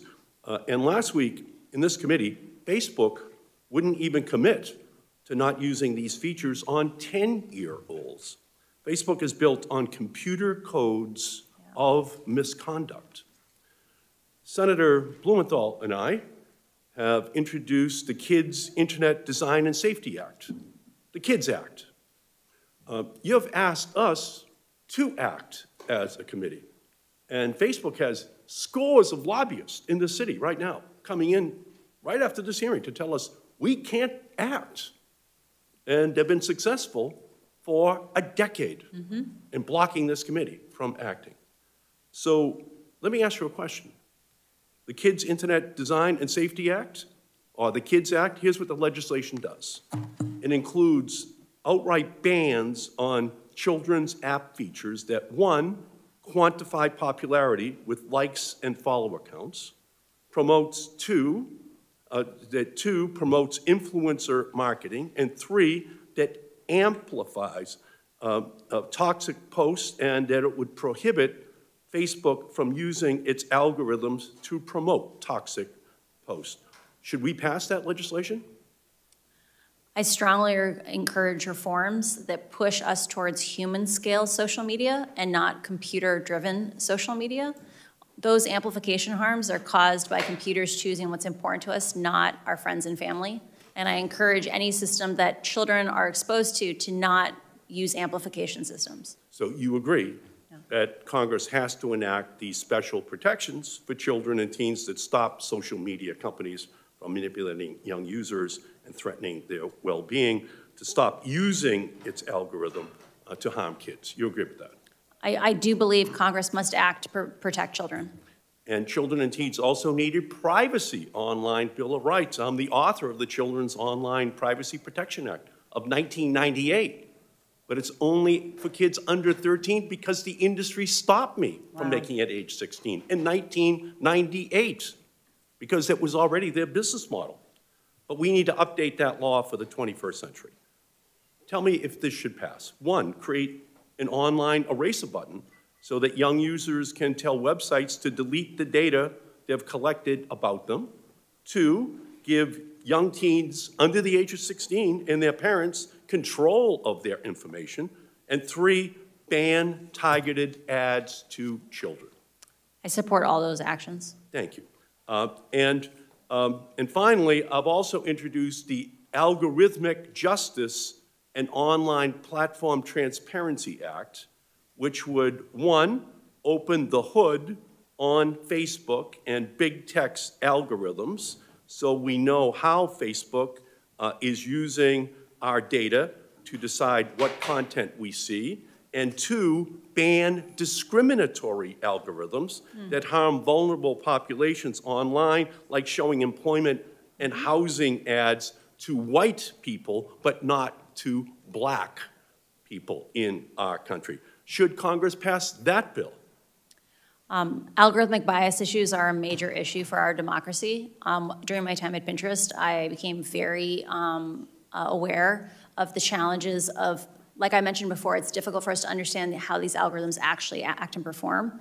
Facebook is aware of complaints today by people like African Americans saying that Reels doesn't give African Americans the same distribution as white people. And until we have transparency and our ability to confirm ourselves that Facebook's marketing messages are true, we will not have a system that is compatible with democracy. So, I thank Senator Lee. I agree with you in your line of questions. I wrote Facebook asking them to explain that discrepancy, because Facebook, I think, is lying about targeting 13 to 15-year-olds. So here's my message for Mark Zuckerberg. Your time of invading our privacy, promoting toxic content, and preying on children and teens is over. Congress will be taking action. You can work with us or not work with us, but we will not allow your company to harm our children and our families and our democracy any longer. Thank you, Ms. Haugen. We will act. Thanks, Senator Markey. We're going to turn to Senator Blackburn, and then we will take a break. I know that there's some interest in another round of questions. Maybe, maybe we'll turn to Senator Lujan for his questions before. Well, we've got Cruz and Scott. And we have others, so we'll come back after the... Mr. Chairman? I have to go to sit in the chair starting at noon today. Why don't we turn to... You had one question? I do. I have one question. This relates to what Mr. Markey was asking. Does Facebook ever employ child psychologists or mental health professionals to deal with these children online issues that we're discussing? Facebook has many researchers with PhDs. I assume some of them are, I know that some have psychology degrees. I'm not sure if they are child specialists. Facebook also works with external agencies that are specialists at children's rights online. Senator Lujan, and then at the conclusion of Senator Lujan's questions, we'll take a break. We'll come back at noon. Thank you, Mr. Chairman, and I appreciate the indulgence of the committee. Ms. Haugen, last week, the committee heard directly from Ms. Davis, the global head of safety for Facebook. During the hearing, the company contested their own internal research as if it does not exist. Yes or no, does Facebook have internal research indicating that Instagram harms teens, particularly harming perceptions of body image, which disproportionately affects young women? Yes, Facebook has extensive research on the impacts of its products on teenagers, including young women. Thank you for confirming these reports. Last week, I requested Facebook make the basis of this research the data set minus any personally identifiable information available to this committee. Do you believe it is important for transparency and safety that Facebook release the basis of this internal research, the core data set, to allow for independent analysis? I believe it is vitally important for our democracy that we establish mechanisms where Facebook's internal research must be disclosed to the public on a regular basis, and that we need to have privacy-sensitive data sets that allow independent researchers to confirm whether or not Facebook's marketing messages are actually true. Beyond this particular research, should Facebook make its internal primary research, not just secondary slide decks of cherry-picked data, but the underlying data public by default? Can this be done in a way that respects user privacy? I believe in collaboration with academics and other researchers that we can develop privacy-conscious ways of exposing radically more data that is available today. It is important for our ability to understand how algorithms work, how Facebook shapes the information we get to see, that we have these data sets be publicly available for scrutiny. Is Facebook capable of making the right decision here on its own, or is regulation needed to create real transparency at Facebook? Until incentives change at Facebook, we should not expect Facebook to change. We need action from Congress. Last week, I asked Ms. Davis about shadow profiles for children on the site, and she answered that no data is ever collected on children under 13 because they are not allowed to make accounts. This tactfully ignores the issue. Facebook knows children use their platform. However, instead of seeing this as a problem to be solved, Facebook views this as a business opportunity. Yes or no, does Facebook conduct research on children under 13, examining the business opportunities of connecting these young children to Facebook's products? I want to emphasize how vital it is that Facebook should have to publish the mechanisms by which it tries to detect these children, because they are on the platform in far greater numbers than anyone is aware. I do believe that, or I am aware that Facebook is doing research on children under the age of 13, and those studies are included in my disclosure. You have shared your concerns about how senior management at Facebook has continuously prioritized revenue over potential user harm and safety. And I have a few questions on Facebook's decision-making. Last week, I asked Ms. Davis, quote, has Facebook ever found a change to its platform would potentially inflict harm on users, but Facebook moved forward because the change would also grow users or increase revenue? Ms. Davis said in response, quote, it's not been my experience at all at Facebook. That's just not how we would approach it. Yes or no, has Facebook ever found a feature on its platform harmed its users, but the feature moved forward because it would also grow users or increase revenue? Facebook likes to paint that these issues are really complicated. There are lots of simple issues. For example, requiring someone to click through on a link before you reshare it. That's not a large imposition, but it does decrease growth a tiny little amount, because in some countries, reshares make up 35% of all the content that people see. Facebook prioritized that content on the system, the reshares, over the impacts to misinformation, hate speech, or violence incitement. Did these decisions ever come from Mark Zuckerberg directly or from other senior management at Facebook? We have a few choice documents that contain notes from briefings with Mark Zuckerberg, where he chose metrics defined by Facebook, like meaningful social interactions over changes that would have significantly decreased misinformation, hate speech, and other inciting content. And this is the reference you shared earlier to Ms. Cantwell, April of 2020. Yeah. The soft interventions. Facebook appeared to be able to count on the silence of its workforce for a long time, even as it knowingly continued practices and policies that continue to cause and amplify harm. Facebook content moderators have called out, quote, a culture of fear and secrecy within the company that prevented them from speaking out. Is there a culture of fear at Facebook around whistleblowing and external accountability? Facebook has a culture that emphasizes that insularity is the path forward, that if information is shared with the public, it will just be misunderstood. And I believe that relationship has to change. The only way that we will solve these problems is by solving them together, and we will have much better, more democratic solutions if we do it collaboratively than in isolation. And my final question, is there a senior level executive at Facebook, like an inspector general, who's responsible for ensuring complaints from Facebook employees are taken seriously and that employees' legal, ethical, and moral concerns receive consideration with the real possibility of instigating change to company policies? I'm not aware of that role, but the company is large and it may exist. I appreciate that. It's my understanding that there's a gentleman by the name of Roy Austin, who is the Vice President of Civil Rights, who's described himself as an Inspector General, but he does not have the authority to make these internal conflicts public. The Oversight Board was created by Facebook to review moderation policies related to public content specifically. It was not created to allow employees to raise concerns. So again, another area of interest I believe that we have to act on. I thank you for coming forward today. My pleasure. Happy to serve. The committee is in recess.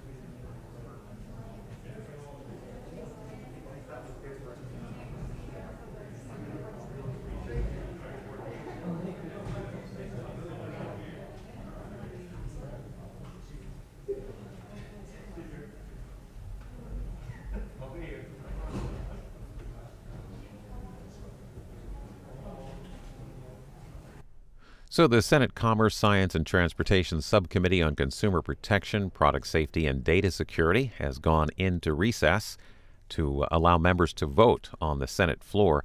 They've been hearing testimony today from Frances Haugen, a Facebook whistleblower, on her experiences at the social media company and how to better protect children online with privacy regulations and laws. We'll return to live coverage when they resume here on C-SPAN. So while we wait for the committee to resume, we'll show you a portion of the hearing from earlier today.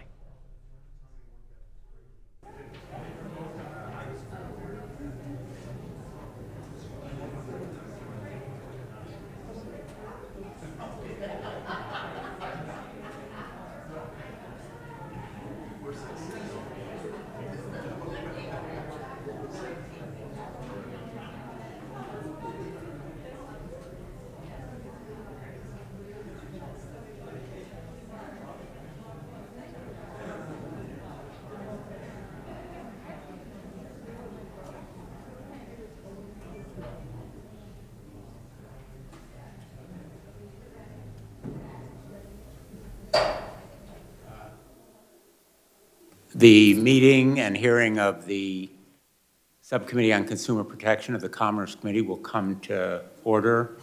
I'm very pleased to welcome my colleagues, and I want to thank Ranking Member Senator Blackburn for her cooperation and collaboration. We've been working very closely. And the Ranking Member who is here, Senator Wicker, as well as our Chairwoman, Maria Cantwell. Senator Cantwell, I'm sure, will be here shortly. Most important, I'd like to thank our witness, Frances Haugen, for being here, and the two counsel who are representing her today. And I want to give you my heartfelt gratitude for your courage and strength in coming forward as you have done, standing up to one of the most powerful, implacable corporate giants in the history of the world, without any exaggeration. You have a compelling, credible voice, which we've heard already. But you are not here alone. You're armed with documents and evidence. And you speak volumes, as they do, about how Facebook has put profits ahead of people.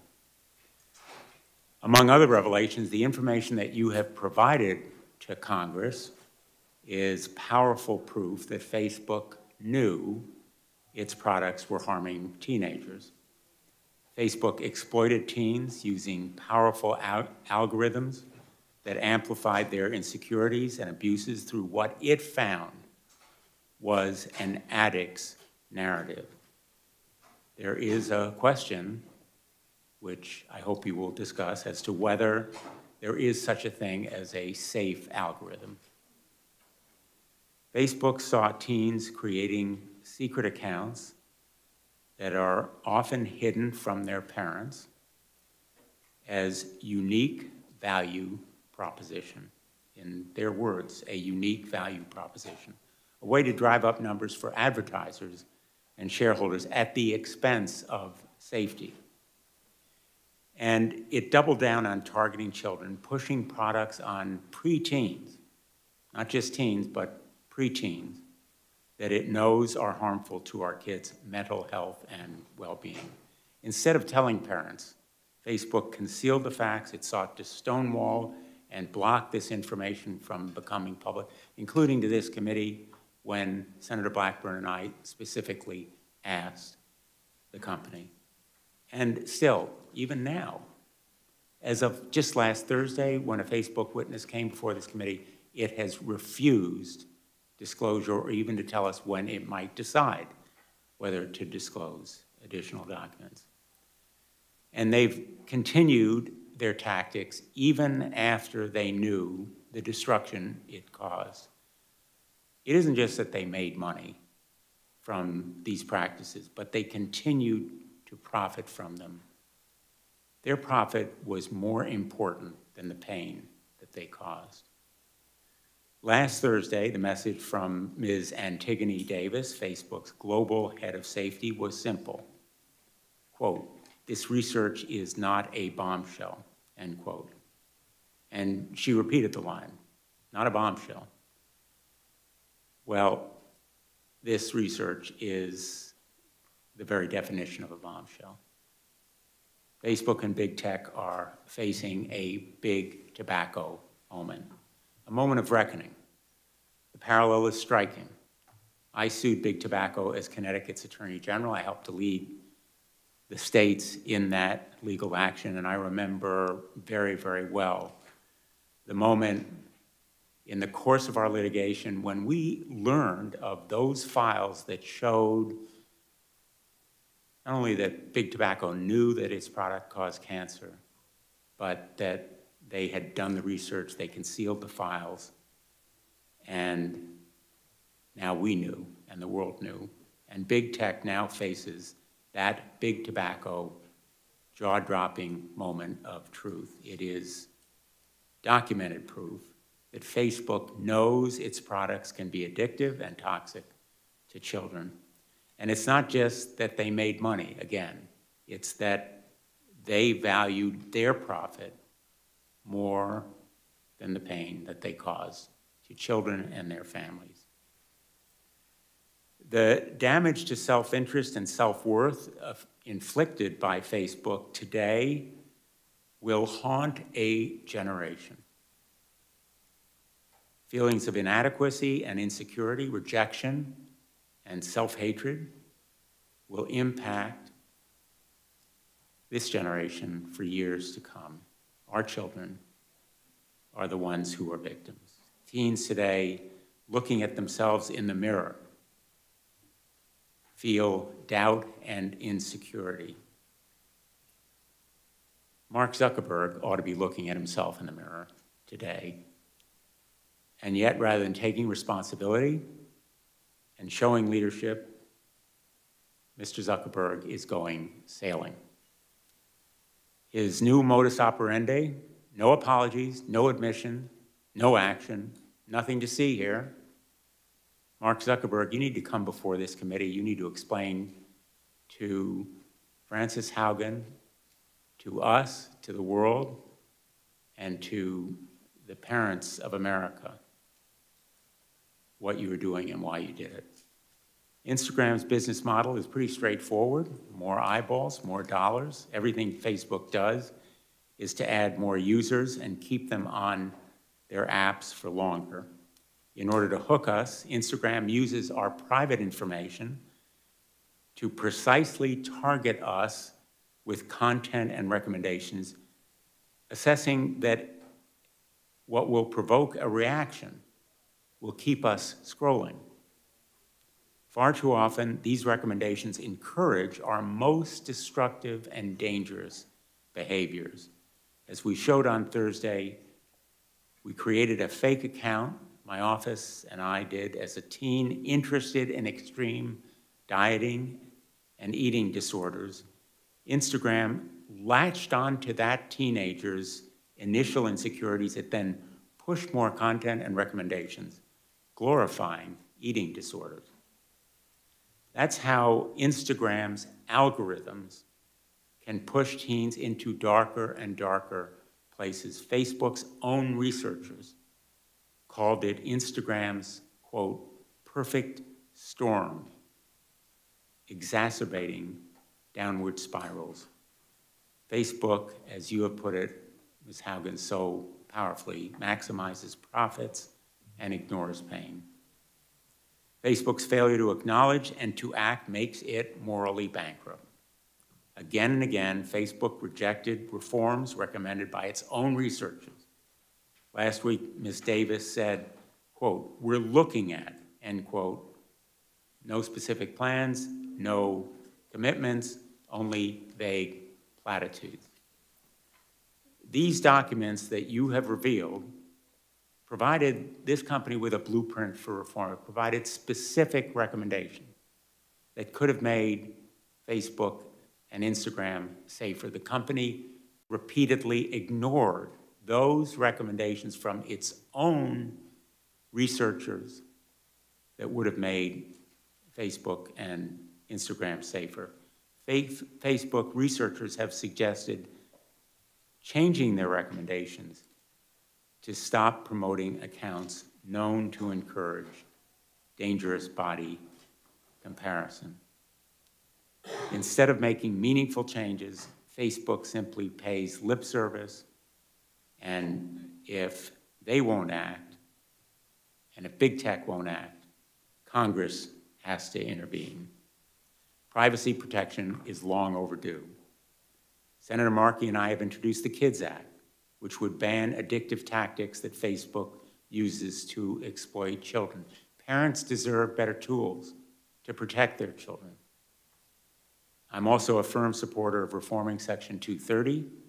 We should consider narrowing this sweeping immunity when platforms' algorithms amplify illegal conduct. You've commented on this in your testimony, and perhaps you'll expand on it. We have also heard compelling recommendations about requiring disclosures of research and independent reviews of these platforms' algorithms, and I plan to pursue these ideas. The Securities and Exchange Commission should investigate your contentions and claims, Ms. Haugen, and so should the Federal Trade Commission. Facebook appears to have misled the public and investors, and if that's correct, it ought to face real penalties as a result of that misleading and deceptive misrepresentation. I want to thank all my colleagues who are here today, because what we have is a bipartisan congressional roadmap for reform. that will safeguard and protect children from big tech. That will be a focus of our subcommittee moving forward, and it will continue to be bipartisan. And finally, I'll just end on this note. In the past weeks and days, parents have contacted me with their stories, heartbreaking and spine-chilling stories about children pushed into eating disorders, bullying online, self-injury of the most disturbing kind, and sometimes even taking their lives because of social media. Parents are holding Facebook accountable because of your bravery, Ms. Haugen, and we need to hold accountable Facebook and all big tech as well. Again, my thanks to you. I am going to enter into the record a letter from 52 state attorneys general and from 2 members of the Youth Advisory Board of Sandy Hook Promise, as long as there's no objection. And I will now turn to the ranking member, Senator Blackburn. Thank you, Mr. Chairman, and thank you for entering that letter in the record that we have from our state's attorneys general. Good morning to everyone. It is nice to see people in this hearing room and to be here for the hearing today. Ms. Haugen, we thank you for your appearance before us today and for giving the opportunity not only for Congress, but for the American people to hear from you in this setting, and we appreciate that. Mr. Chairman, I think also thanks to you and your staff that have worked with our team to make certain that we had this hearing and this opportunity today so that we can get more insights into what Facebook is actually doing as they invade the privacy not only of adults, but of children. And look at the ways that they are in violation of the Children's Online Privacy Protection Act, which is federal law, and looking at how they are evading that law and working around it.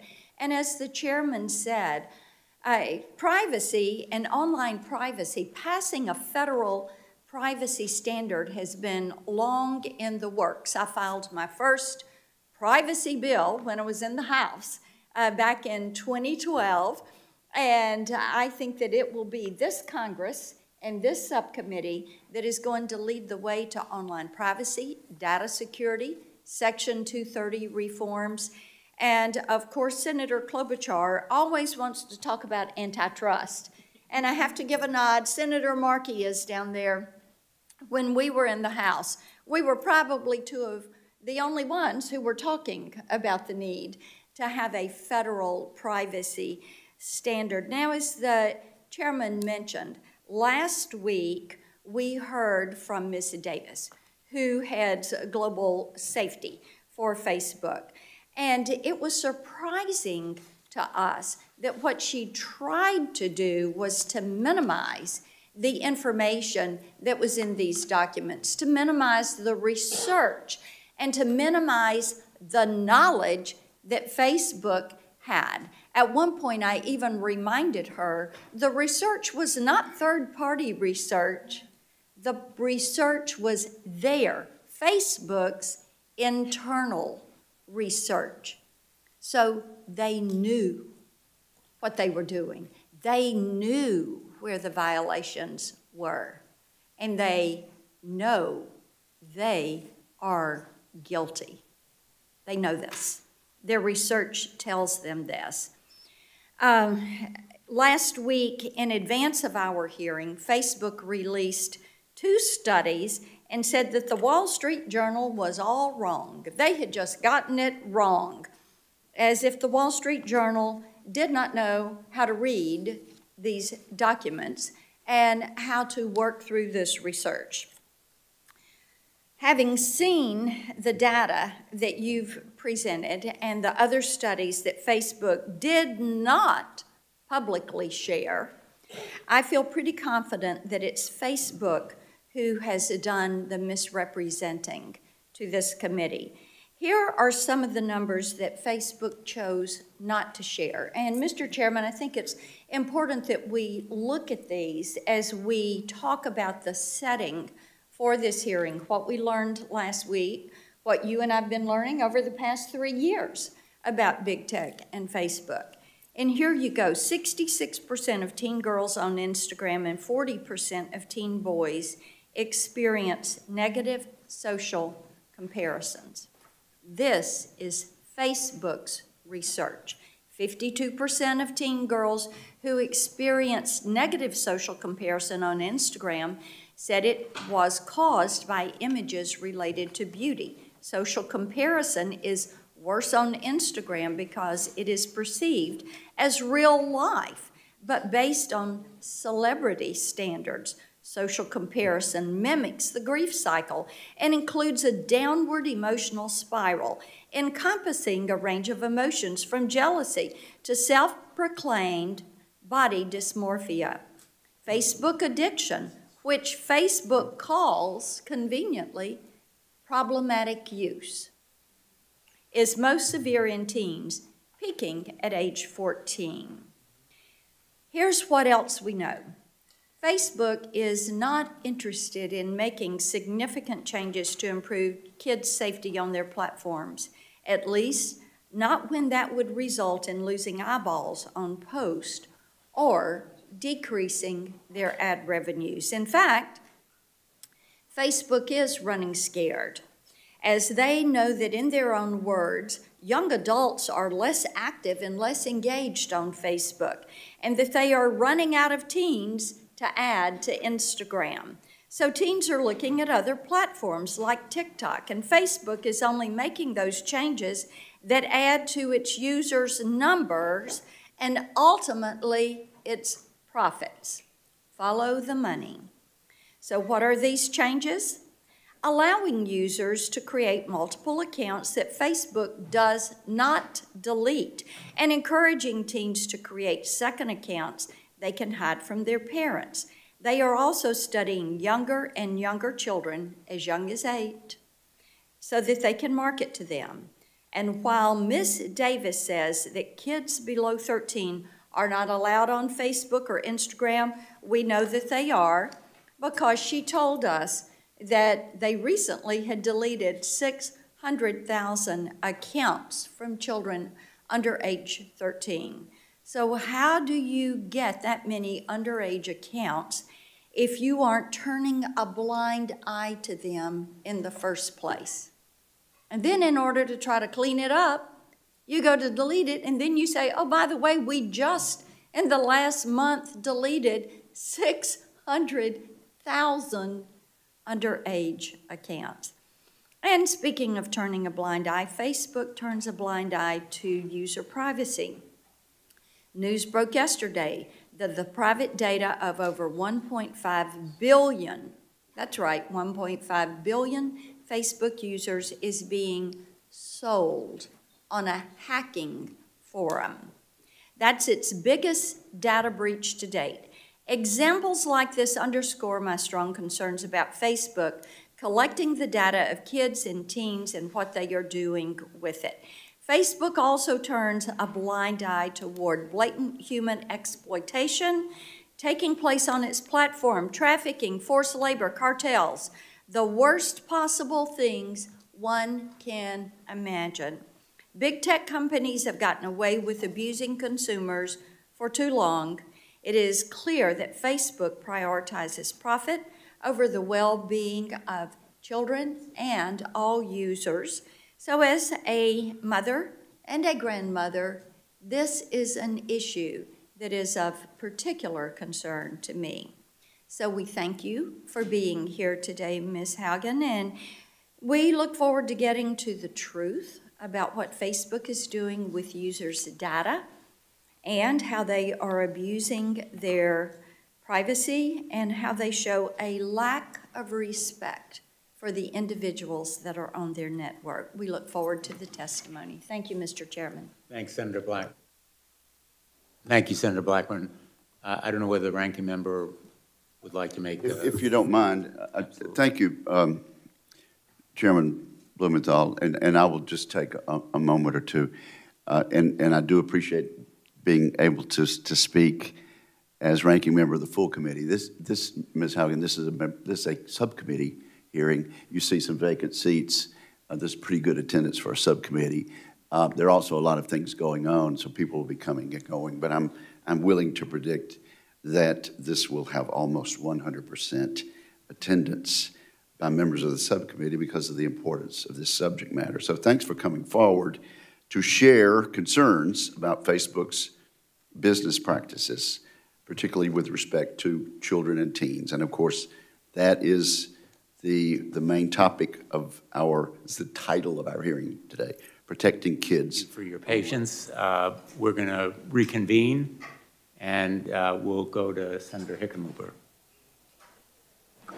Thank you, Mr. Chair. Thank you, Ms. Haugen, for your direct answers and for being willing to come out and, provide such clarity on so many of these issues. Obviously, Facebook can manipulate its algorithms to attract users. And I guess my question would be, do you feel, in your humble opinion, that simply maximizing profits, no matter the societal impact, that is justified? And I think the question then would be, that's the short question, which I think I know the answer. What impact to Facebook's bottom line would it have if the algorithm was changed to promote safety and to, instead of, change to save the lives of young women rather than putting them at risk? I'm learning about the talk button. Facebook today has a profit, makes approximately $40 billion a year in profit.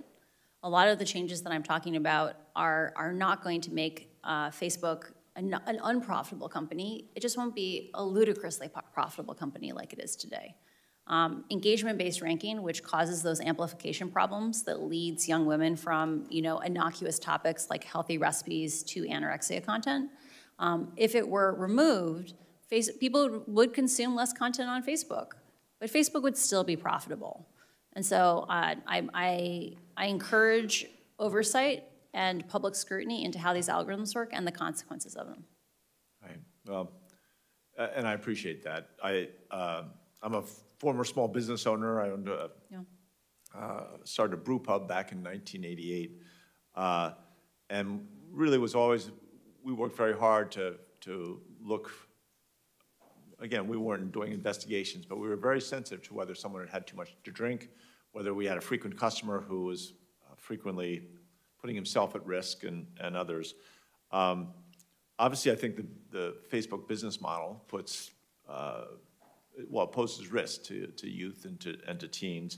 You compared it to cigarette companies, which I thought was rightfully so. If this, I guess the question is this level of risk appropriate? Or is there a level of risk that would be appropriate? I think there is an opportunity to reframe some of these oversight actions. So when we think of them as these trade-offs of like it's either profitability or safety, I think that's a false choice. And then in reality, the thing I'm asking for is a move from short-termism, which is what Facebook is run under today, right, is being led by metrics and not led by people. And that with appropriate oversight and some of these constraints, it's possible that Facebook could actually be a much more profitable company 5 or 10 years down the road because it wasn't as toxic, not as many people quit it. But that's one of those counterfactuals that we can't actually test. So regulation might actually make Facebook more profitable over the long term. Right, that's often the case. I think the same could be said for automobiles and go down the list of all those things. Yeah. That there's so much pushback in the beginning. I also thought that the question of how do we assess the impact to their bottom line. We had a representative of Facebook in here recently who talked about that 8 out of 10 Facebook users feel their life is better and that their job is to get to 10 out of 10.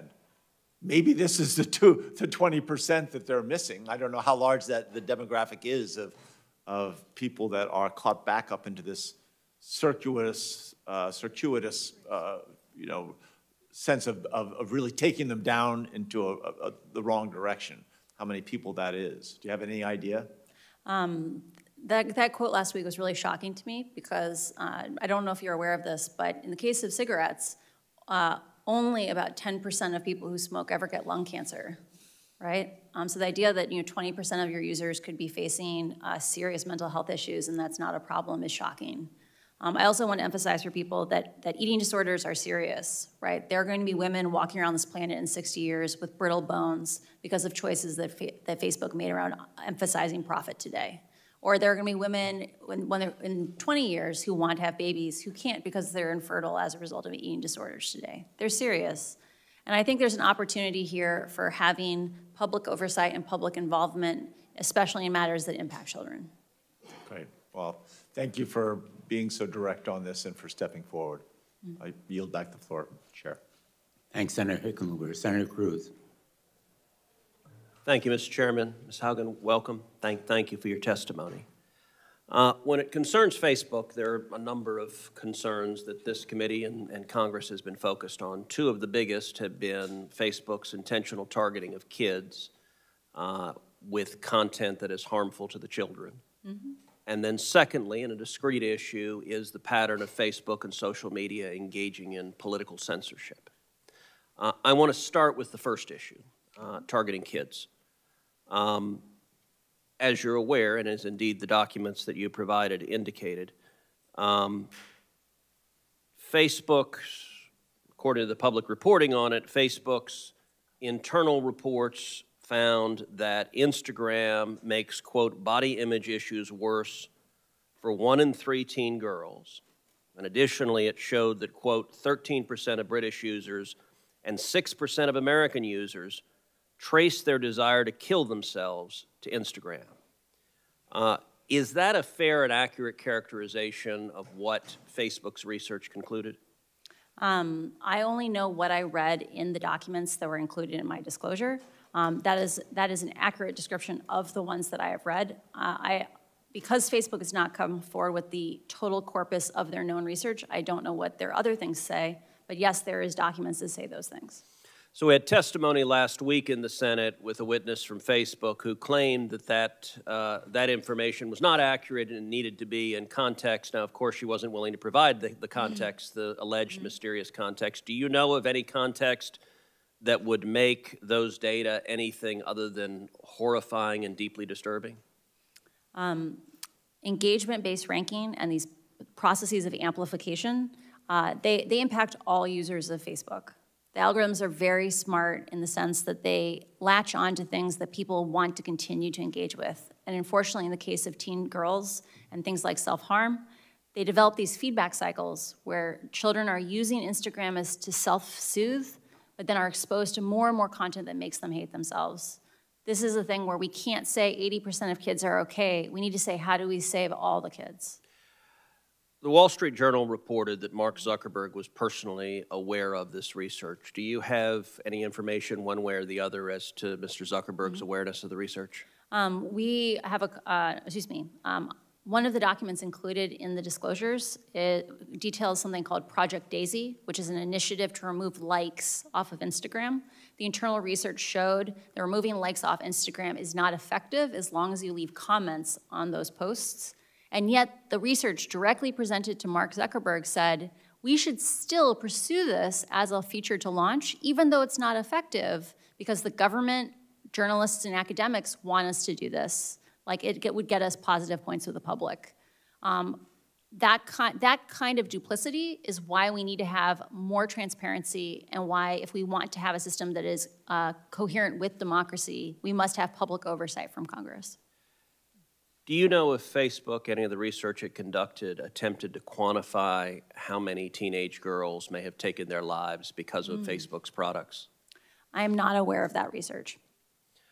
Do you know if Facebook made any changes when they got back that 13% of British users and 6% of American users traced their desire to kill themselves to Instagram? Do you know if they made any changes in response to that research to try to correct or mitigate that? I found it very surprising that when Antonia Davis was confronted with this research last week, she couldn't enumerate a 5-point plan, a 10-point plan of the actions that they took. I also find it shocking that once Facebook had this research, it didn't disclose it to the public, because this is the kind of thing that should have oversight from Congress. So when you were at Facebook, were there discussions about how to respond to this research? I did not work directly on issues concerning children. These are just documents that were freely available in the company, so I am not aware of that. Okay. Do you have thoughts as to what kind of changes Facebook could make to reduce or eliminate these harms? You mentioned earlier concerns around free speech. A lot of the things that I advocate for are around changing the mechanisms of amplification, not around picking winners and losers in the marketplace of ideas. The problems so explain what that means. Oh, sure. So like I mentioned before, you know, like how on Twitter, if you have to click through on a link before you reshare it, small actions like that friction don't require picking good ideas and bad ideas. They just make the platform less twitchy, less reactive. And Facebook's internal research says that each one of those small actions dramatically reduces misinformation, hate speech, and violence inciting content on the platform. So, and we're running out of time, but on the second major topic of concern of Facebook, which is censorship, based on what you've seen, are you concerned about political censorship at Facebook and in big tech? I believe you cannot have a system that has as big an impact on society as Facebook does today, with as little transparency as it does. I'm a strong proponent of chronological ranking, ordering by time with a little bit of spam demotion, because I think we don't want computers deciding what we focus on. We should have software that is human scaled, where humans have conversations together, not computers facilitating who we get to hear from. So how could we get more transparency? What would produce that? I strongly encourage the development of some kind of regulatory body that could work with academics, work with researchers, work with other government agencies to synthesize requests for data that are privacy conscious. This is an area that I'm really passionate about. And because right now, no one can force Facebook to disclose data. And Facebook has been stonewalling us, or even worse, they gave inaccurate data to researchers, as the scandal recently showed. What data should they turn over? My time's expired, so. For example, even data as simple as what integrity systems exist today and how well do they perform? Like, there are lots and lots of people who Facebook is conveying around the world that Facebook safety systems apply to their language, and those people aren't aware that they're using a raw, original dangerous version of Facebook. Just basic actions like transparency would make a huge difference. Thank you. Thanks, Senator Cruz. Senator Loomis. Thank you, Mr. Chairman, and thank you for your testimony. If you were in my seat today instead of your seat, what documents or unanswered questions would you seek from Facebook, especially as it relates to children, but even generally speaking? I think any research regarding what Facebook does problematic use, i.e. the addictiveness of the product, is of vital importance. And anything around what Facebook knows about parents' lack of knowledge about the platform. I only know about the documents that I have seen, right? I did not work on teens or child safety myself, but in the documents that I read, Facebook articulates the idea that parents today are not aware of how dangerous Instagram is, and because they themselves did not live through these experiences, they can't coach their kids on basic safety things. And so, at a minimum, Facebook should have to disclose what it knows in that context. Okay, so we're trying to protect individuals' data that they're gathering, have data privacy, but have transparency in the manner in which the data is used. Can we bridge that gap? Imagine, I think reasonable people can have a conversation on how many people need to see a piece of content before it's not really private. Like if 100,000 people see something, is it private? If 25,000 people see it, is it private? Just disclosing the most popular content on the platform, including statistics around what factors went into the promotion of that content, would cause radically more transparency than we have today on how Facebook chooses what we get to focus on, how they shape our reality. Okay, if our focus is protecting the First Amendment and our rights to free speech, while very carefully regulating data privacy. I've heard there are a number of things that are being discussed in Congress. Everything from antitrust laws to calling Facebook a utility, to the idea that you just raised of a regulatory board of some sort that has authority to, through understanding of the algorithms and how they're used and other mechanisms that create what we see, the face of Facebook, so to speak. Tell me a little more about how you envision that board working. What is in your mind, based on your understanding of the company and the ill consequences, what is the best approach to bridging the gap between keeping speech free and protecting individual privacy with regard to data? So I think those issues are, they're independent issues. So we can talk about free speech first, which is having more transparency. Like Facebook has solutions today that are not content-based. And I am a strong advocate for non-content-based solutions because those solutions will also then protect the most vulnerable people in the world. In a place like Ethiopia where they speak 6 languages, if you have something that focuses on good ideas and bad ideas, those systems don't work in diverse places. So investing in non-content-based ways to slow the platform down not only protects our freedom of speech, it protects people's lives. The second question is around privacy, and this question of how can we have oversight and have privacy. There is lots and lots of research on how to abstract data sets, so you're not showing people's names. You might not even be showing the content of their post. You might be showing data that is about the content of their post, but not the post itself. There are many ways to structure these data sets that are privacy conscious, and the fact that Facebook has walled off the ability to see even basic things about how the platform performs, or in the case of their past academic research, releasing inaccurate data, or not being clear about how they pulled that data, is just part of a pattern of behavior of Facebook hiding behind walls and operating in the shadows. And they have far too much power in our society to be allowed to continue to operate that way. Well, I had heard you make the analogy earlier to the tobacco industry, and I think that that's an appropriate analogy. I really believe we're searching for the best way to address the problem. And I'm not sure that it is the heavy hands, like breaking up companies or calling them a utility, which is why your approach of integrating people who understand the math and the uses of the math with protecting privacy is intriguing to me. So the more information that you can provide to us about how that might work to actually address the problem, I think would be helpful. So in my case, this is an invitation to you to provide to my office or the committee information about how we can get at the root of the problem that you've identified and can document, and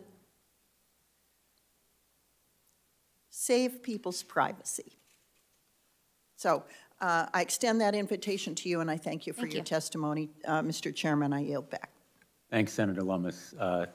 Senator Sullivan.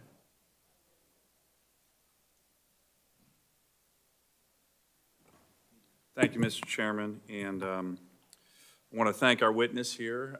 It's been a good hearing. A lot of information's been learned, particularly on the issue of how this is impacting our kids.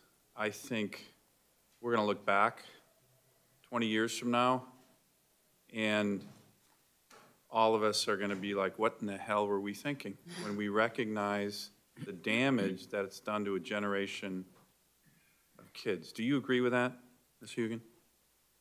When Facebook has made statements in the past about how much benefit Instagram is providing to kids' mental health, like kids are connecting who were once alone, what I'm so surprised about that is if Instagram is such a positive force, have we seen a golden age of teenage mental health in the last 10 years? Yeah. No, we've seen the opposite, right? We've seen escalating rates of suicide and depression amongst teenagers. And do you think those rates are at least in part driven by the social media phenomenon? There is a broad swath of research that supports the idea that usage of social media amplifies the risk for these mental health harms. So right now, and this hearing is helping illuminate it, we are seeing... And Facebook's own research shows that. Right?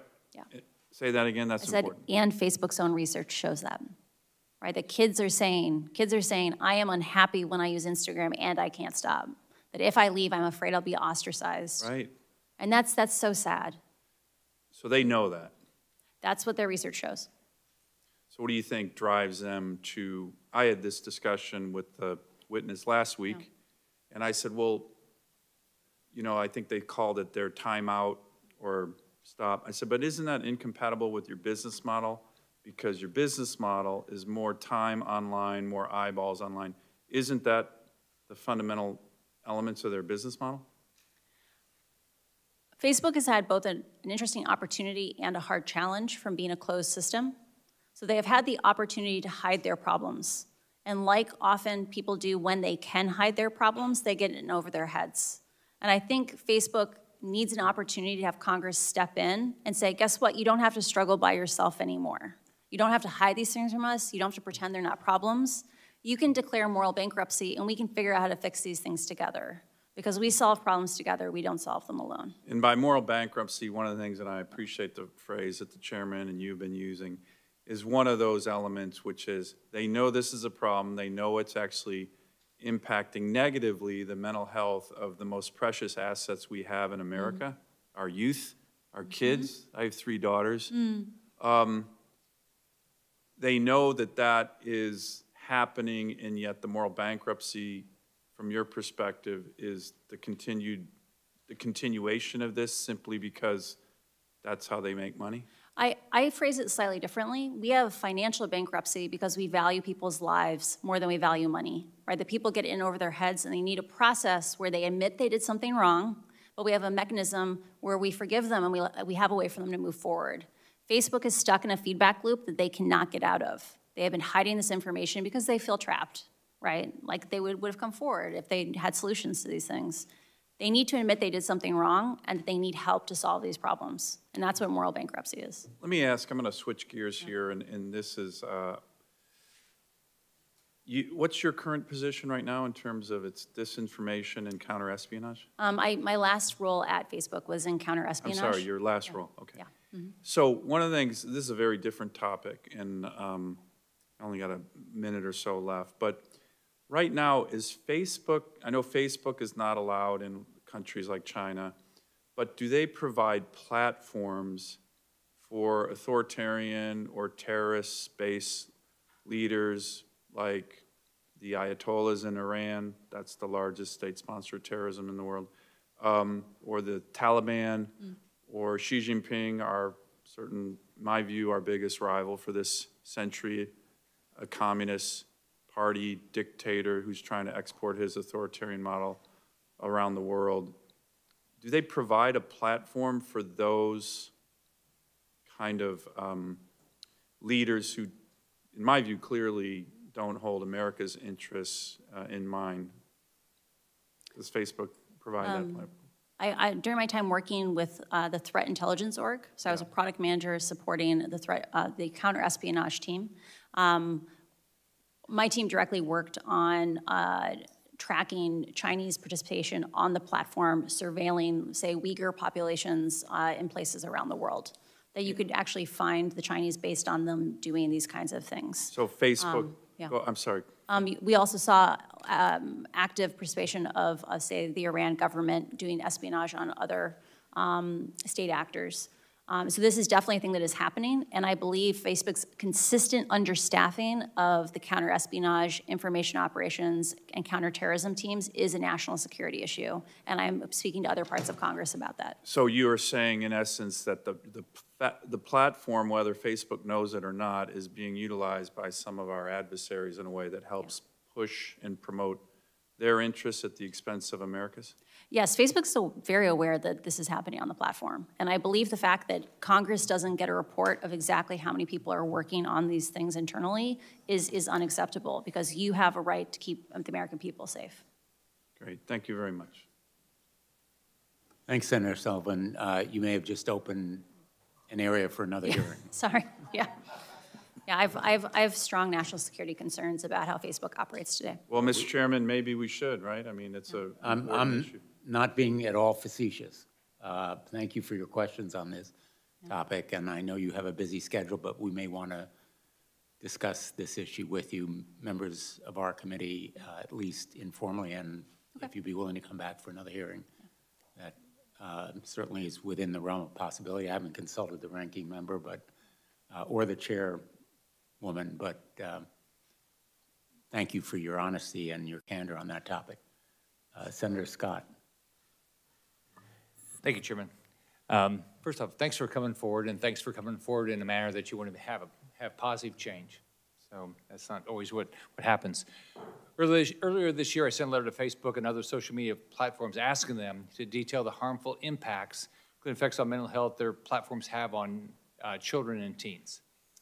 So your reports reveal that Facebook has been fully aware of this for a while, and the harmful impacts, especially on young women. So I think we all agree that's completely unacceptable, and we've got to figure out how we protect the people that are vulnerable in this country from the harmful impacts of Facebook and other social media platforms. So first off, do you think there should be greater consideration for age when it comes to using any social media? I strongly encourage raising age limits to 16 or 18 years old based on looking at the data around problematic use or addiction on the platform and children's self-regulation issues. So I think you addressed this a little bit, but why do you think Facebook didn't address this publicly when they figured it out internally that they were having an adverse impact on young people, especially young women? Why didn't they come forward and say, we've got a problem, we've got to figure this out?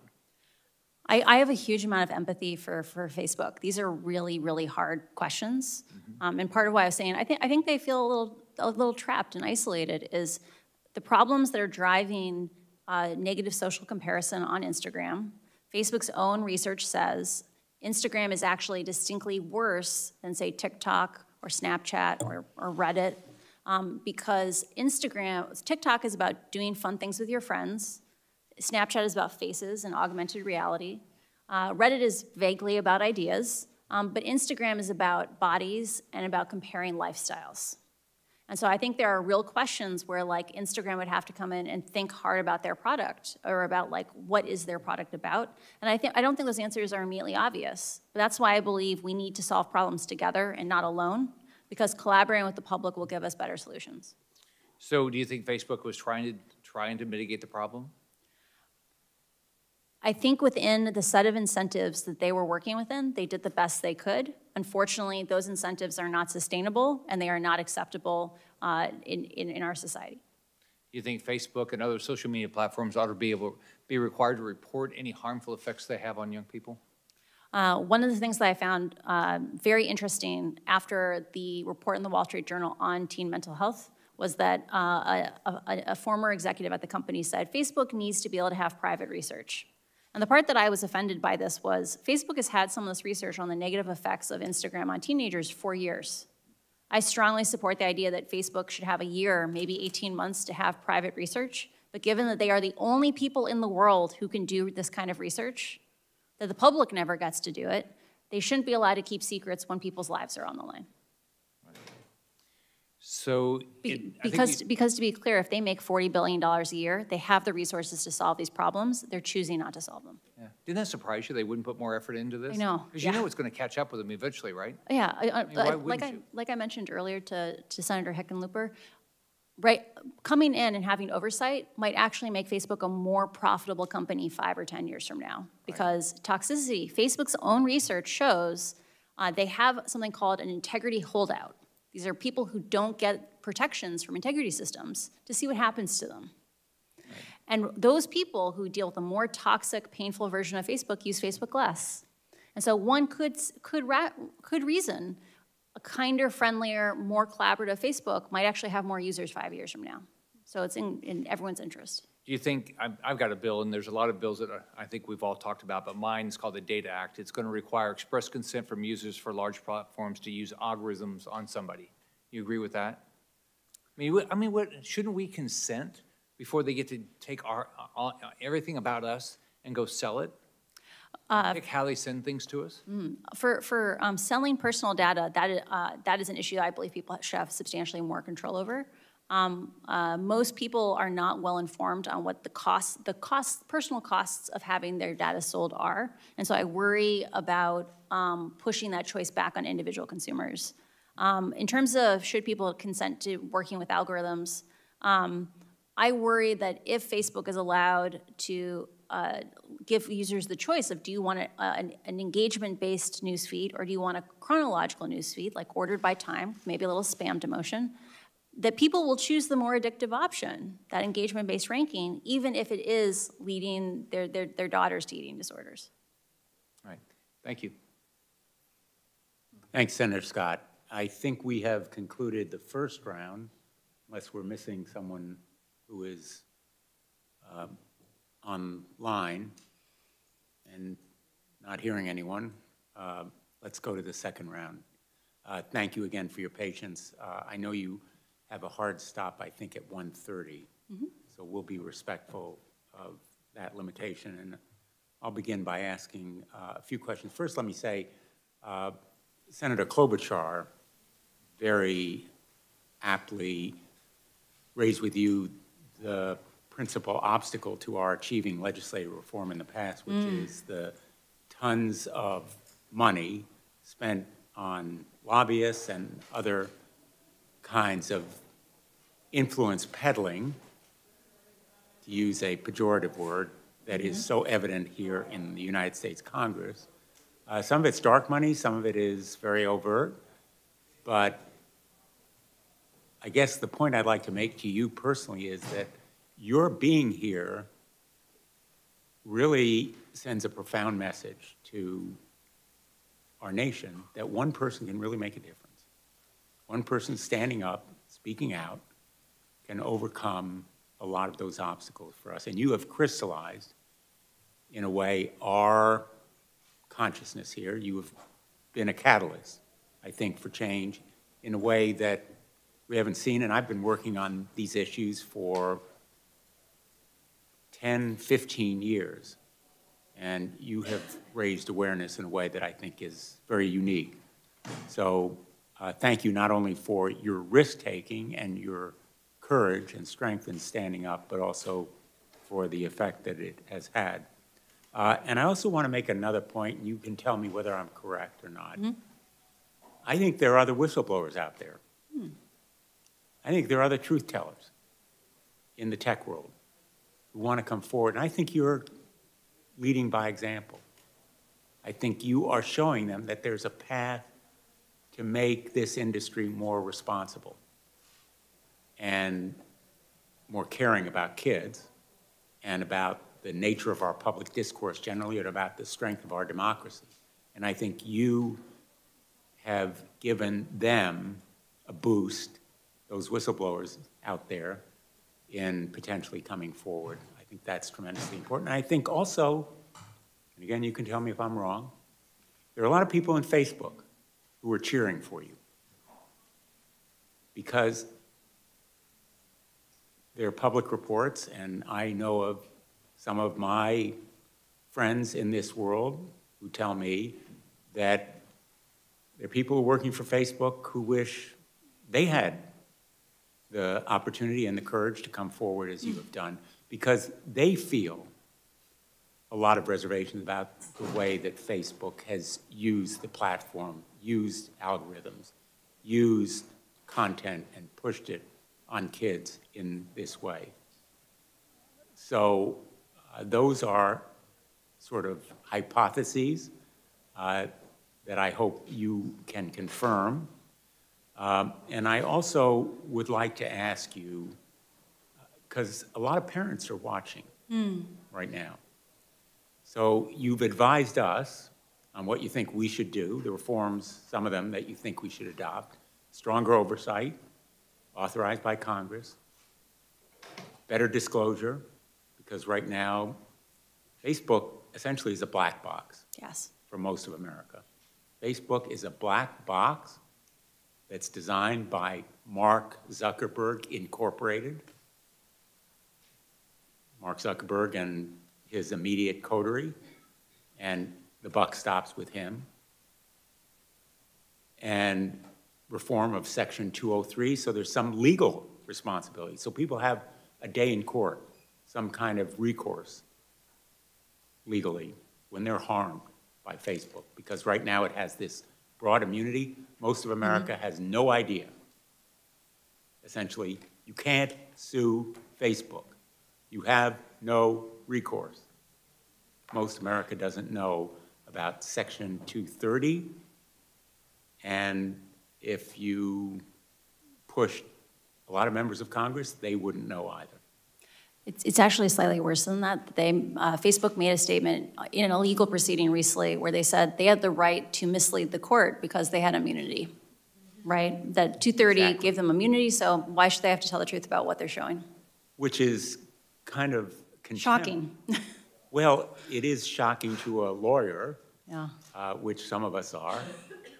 It's also utter disregard and contempt for the rule of law and for the very legal structure that gives them that kind of protection. So it's kind of a new low in corporate conduct, at least in court. So you've provided us with some of the reforms that you think are important, and I think that the oversight goes a long way because it in turn would make public a lot of what is going on in this black box. But for now, since a lot of teens and tweens will be going home tonight, as you've said, to endure the bullying, the eating disorders, the invitations to feel insecure about themselves, heightened anxiety. They have to live with the real world as it exists right now. And they will be haunted for their lifetimes by these experiences. What would you tell parents right now? What would you advise them about what they can do? Because they need more tools. And some of the proposals that have been mentioned here would give parents more tools to protect their children. Right now, a lot of parents tell me they feel powerless. They need more information. They're way behind their kids in their adeptness online. And they feel that they need to be empowered in some way to protect their kids in the real world right now in real time. So I offer you that open-ended opportunity to talk to us a little bit about your thoughts. Very rarely do you have one of these generational shifts where the generation that leads, like parents who guide their children, have such a different set of experiences that they don't have the context to support their children in a safe way. There is an active need for schools or maybe the National Institutes of Health to make established information where if parents want to learn on how they can support their kids, it should be easy for them to know what is constructive and not constructive. Because Facebook's own research says kids today feel like they are struggling alone with all these issues because their parents can't guide them. And one of the things I'm saddest when I look on Twitter is when people blame the parents for these problems with Facebook. They say, just take your kid's phone away. And the reality is those issues are a lot more complicated than that. And so we need to support parents because right now, if Facebook won't protect the kids, we at least need to help the parents to protect the kids. If parents are anguished. They are. About this issue. Parents are hardly uncaring. They need the tools, they need to be empowered. And I think that the major encouragement for reforms is going to come from those parents. And you have pointed out, I think in general, but I'd like you to just confirm for me, this research and the documents containing that research is not only findings and conclusions, it's also recommendations for changes. What I hear you saying is that again and again and again, these recommendations were just rejected or disregarded, correct? There is a pattern of behavior that I saw at Facebook, of Facebook choosing to prioritize its profits over people. And any time that Facebook faced even tiny hits to growth, like 0.1% of sessions, 1% of views, that it chose its profits over safety. And you mentioned, I think, bonuses tied to downstream MSIs. To core MSI, yeah. Could you explain what you meant? So MSI is meaningful social interaction. Facebook's internal governance is very much based around metrics. So Facebook is incredibly flat, to the point where they have the largest open floor plan office in the world. It's 1/4 mile long and one room, right? They believe in flat. And instead of having internal governance, they have metrics that people try to move. In a world like that, it doesn't matter that we now have multiple years of data saying MSI may be encouraging bad content, might be making spaces where people are scared, where they are shown information that puts them at risk.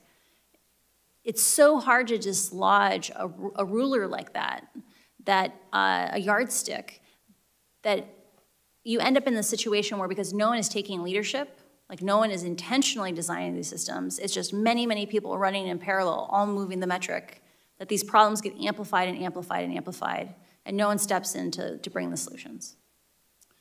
And I just want to finish, and then I think we've been joined by Senator Young, and then we'll go to Senator Blackburn and Senator Klobuchar. You know, I spent a number of years as an Attorney General helping to lead litigation against big tobacco. And I came to hear from a lot of smokers how grateful they were, ironically and unexpectedly, that someone was fighting big tobacco, because they felt they had been victimized as children. They started smoking when they were 7, 8, 12 years old, because big tobacco was hooking them. And as we developed the research, very methodically and purposefully addicting them at that early age, when they believed that they would make themselves more popular, that they would be cool and hip if they began smoking. And then nicotine hooked them. Now, physiologically, nicotine has addictive properties. What is it about Facebook's tactics of hooking young people that makes it similar to what big tobacco has done?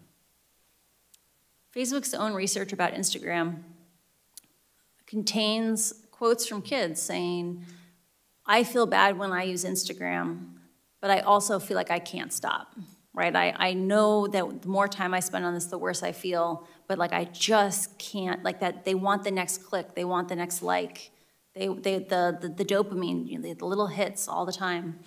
And I feel a lot of pain for those kids, right? Like they say they fear being ostracized if they step away from the platform.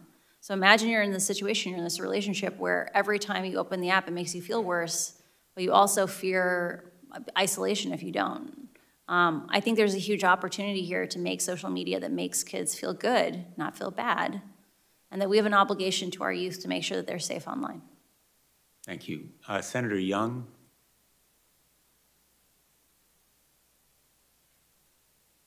Jen, thank you for your compelling testimony. In that testimony, you discuss how Facebook generates self-harm and self-hate, especially among vulnerable groups like teenage girls. I happen to be a father of 4 kids, 3 daughters, 2 of whom are teenagers, and as you just alluded to, most adults, myself included, have never been a teenager during the age of Facebook, Instagram, and these other social media platforms. And therefore, I think it can be really hard for many of us to fully appreciate the impact that certain posts may have So can you discuss on a teen's mental health? So can you discuss the short and long-term consequences of body image issues on these platforms, please? The patterns that children establish in their teenage years live with them for the rest of their lives. The way they conceptualize who they are, how they conceptualize how they interact with other people, are patterns and habits that they will take with them as they become adults, as they themselves raise children. I'm very scared about the upcoming generation because when you and I interact in person and I say something mean to you and I see you wince or I see you cry, that makes me less likely to do it the next time, right? That's a feedback cycle. Online kids don't get those cues and they learn to be incredibly cruel to each other and they normalize it. And I'm scared of what will their lives look like where they grow up with the idea that it's okay to be treated badly by people who allegedly care about them. That's a scary future. Very scary future. And I see some evidence of that as to so many parents on a regular basis. Are there other specific issues of significant consequence that the general public may not be fully aware of that are impacting vulnerable groups that you'd just like to elevate during this testimony? One of the things that's hard for people who don't look at the data of social networks every day is of harms or just of usage.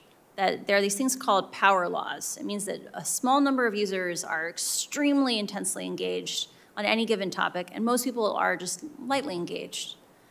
When you look at things like misinformation, Facebook knows that the people who are exposed to the most misinformation are people who are recently widowed, divorced, moved to a new city, are isolated in some other way.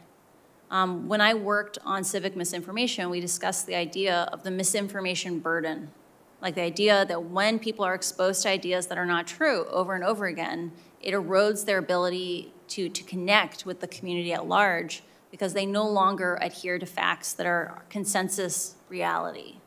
The fact that Facebook knows that its most vulnerable users, people who were recently widowed, like that they're isolated, that the systems that are meant to keep them safe, like demoting misinformation, stop working when people look at 2,000 posts a day, right?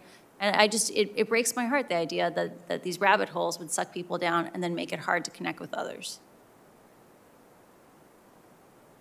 So Ms. Haugen, I desperately want to, which is the American impulse, I want to solve this problem.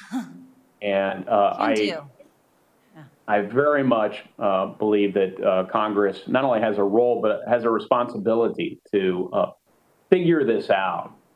I don't pretend to have all the answers. I would value your opinion, though, as to whether you believe that breaking up Facebook would solve any of the problems that you've discussed today. Do you think it would? So as an algorithmic specialist, so this is someone who designs algorithmic experiences, I'm actually against the breaking up of Facebook because even looking inside of just Facebook itself, so not even Facebook and Instagram, you see the problems of engagement-based ranking repeat themselves. So the problems here are about the design of algorithms of AI and the idea that AI is not intelligent. And if you break up Instagram and Facebook from each other, it's likely, so I used to work on Pinterest. And a thing that we faced from a business model perspective was that advertisers didn't want to learn multiple advertising platforms.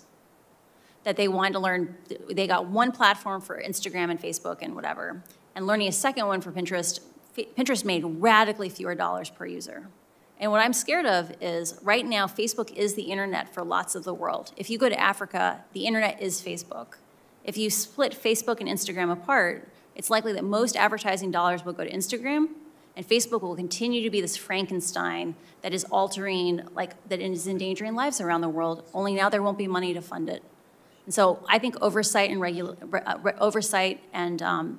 finding collaborative solutions with Congress is going to be key because these systems are going to continue to exist and be dangerous even if broken up. Thank you. Thanks, Senator Young. Senator Blackburn. Thank you, Mr. Chairman. I have a text that was just put up by Facebook's spokesperson, Andy Stone. It says, just pointing out the fact that Frances Haugen did not work on child safety or Instagram or research these issues and has no direct knowledge of the topic from her work at Facebook.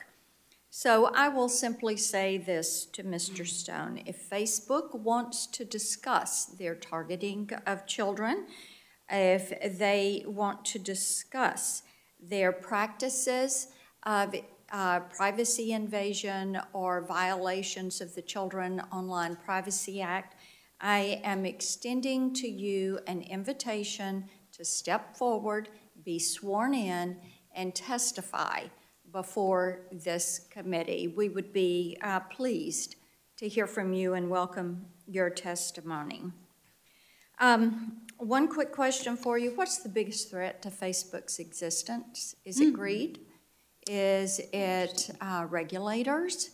Is it becoming extinct or obsolete for teenage users? What is the biggest threat to their existence? I think the fact that Facebook is driven so much by metrics and that these lead to a very heavy emphasis on short-termism, that every little individual decision may seem like it helps with growth, but if it makes it more and more toxic platform that people don't actually enjoy, like when they passed meaningful social interactions back in 2018, Facebook's own research said that users said it made it less meaningful, right?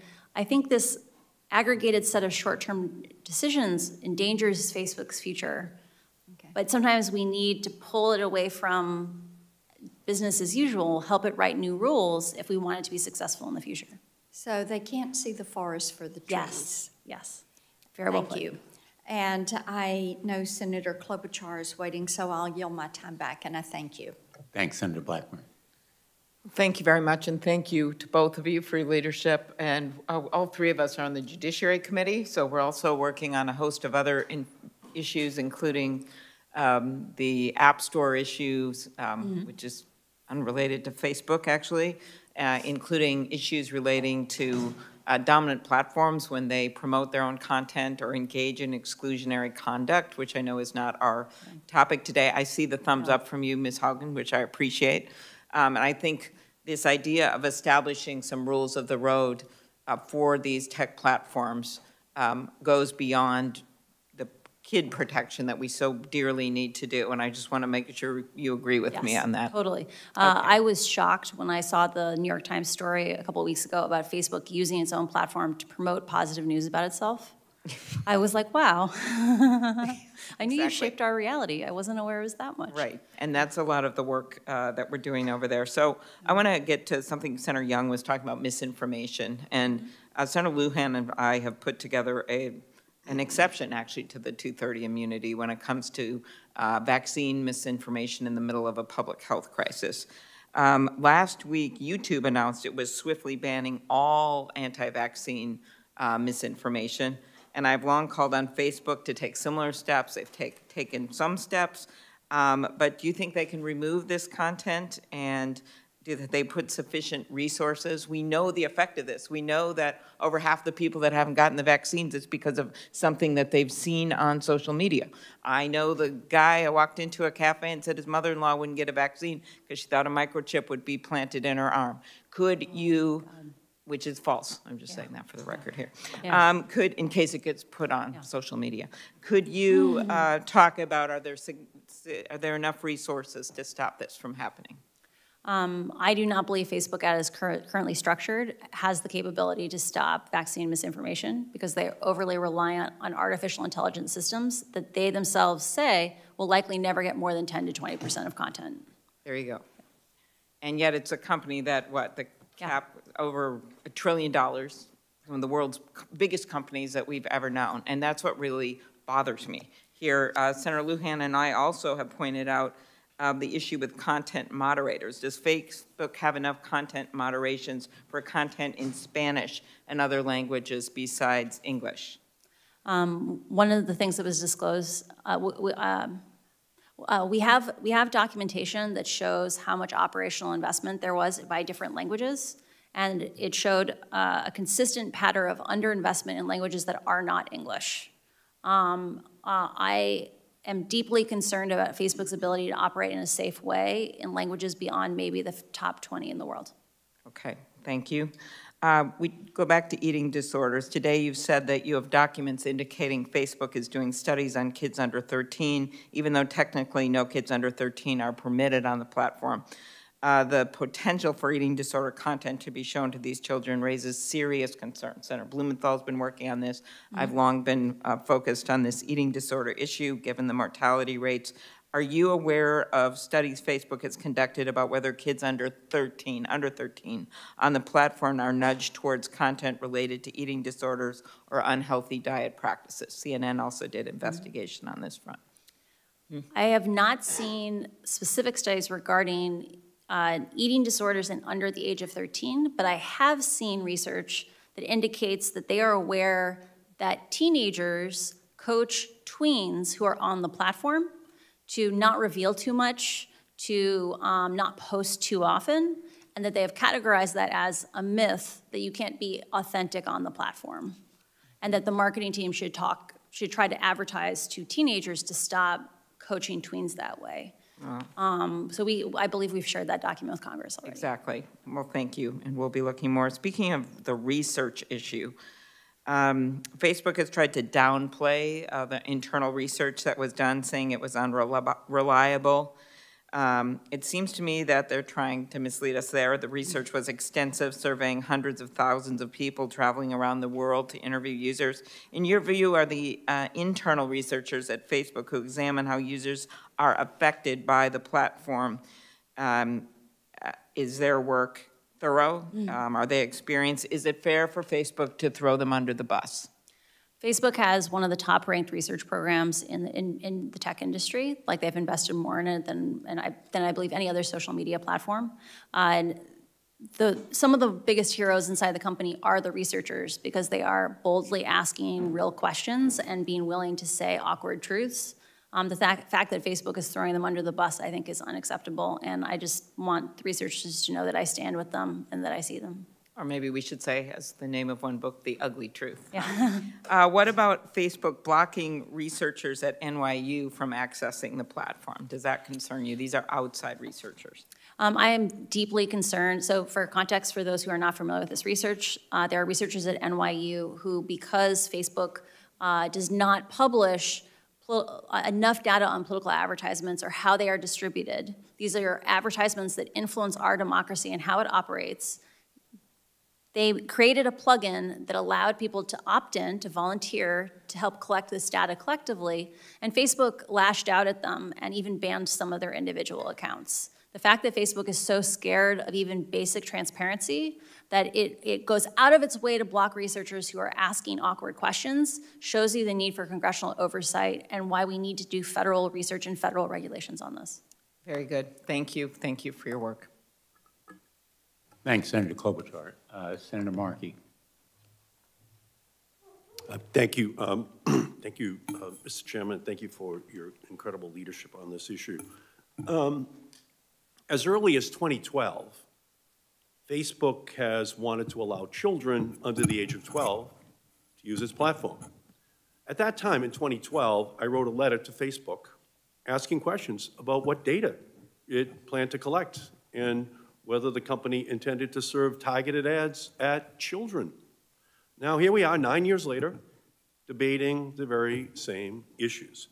Today, Ms. Haugen, you've made it abundantly clear why Facebook wants to bring more children onto the platform.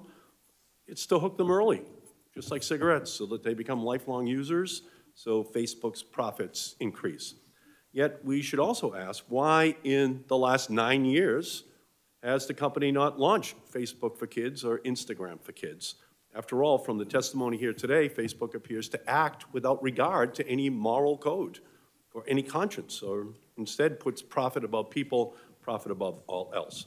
The reason why Facebook hasn't officially permitted kids 12 and under to use its platform is because the Child Online Privacy Protection Act of 1998 that I'm the author of exists, because there is a privacy law on the books, which I authored, that gives the Federal Trade Commission regulatory power to stop websites and social media companies from invading the privacy of our children, 12 and under.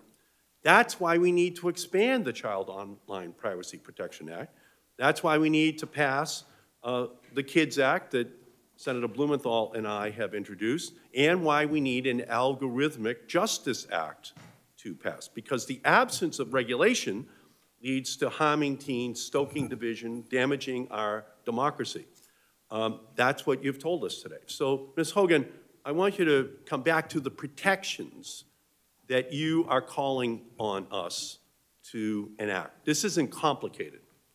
We're going to be told online all day with these paid Facebook people, oh, Congress can't act. They're not experts. It's too complicated for Congress. Just get out of the way. You're not experts. Well, this isn't complicated. Facebook and its big tech lobbyists are blocking my bills to protect kids because it would cost them money.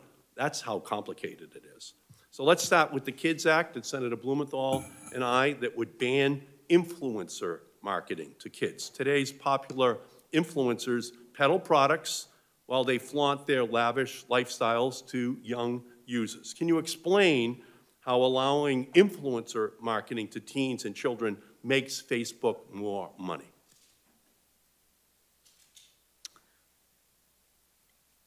The business model that provides a great deal of the content on Instagram is one where people produce content for free. They put it on Instagram for free, no one's charged for it.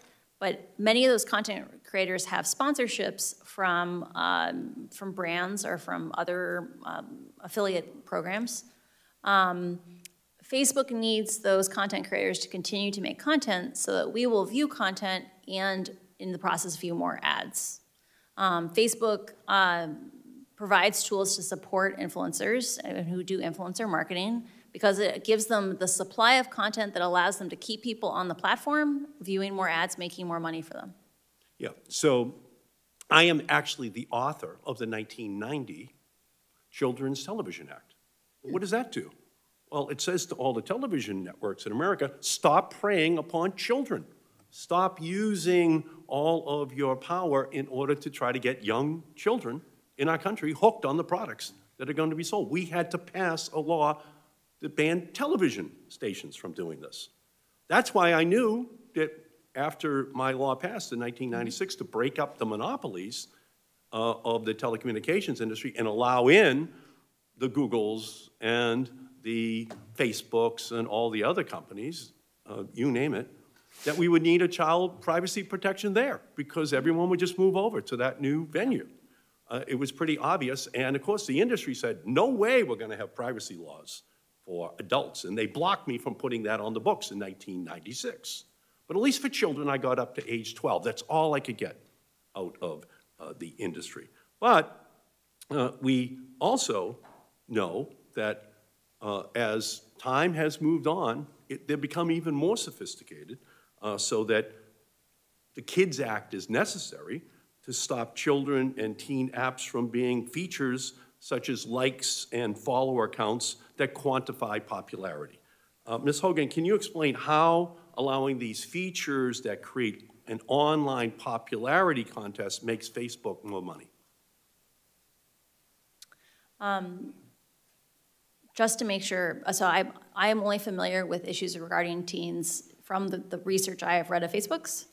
So I want to put that caveat in there. The research I have seen with regard to quantifiable popularity is that as long as comments are allowed, so this is not a quantitative thing, this is just comments, as long as comments are still on posts on Instagram, just taking likes off Instagram doesn't fix the social comparison problem. That, you know, teenage girls are smart. They see that Sally is prettier than them. Her pictures are really good. She gets tons of comments. They don't get very many comments, right? And so I do think we need larger interventions than just removing quantitative measures. Facebook has a product that is very attractive. The reason why they have the study of problematic use is because it is kind of addictive.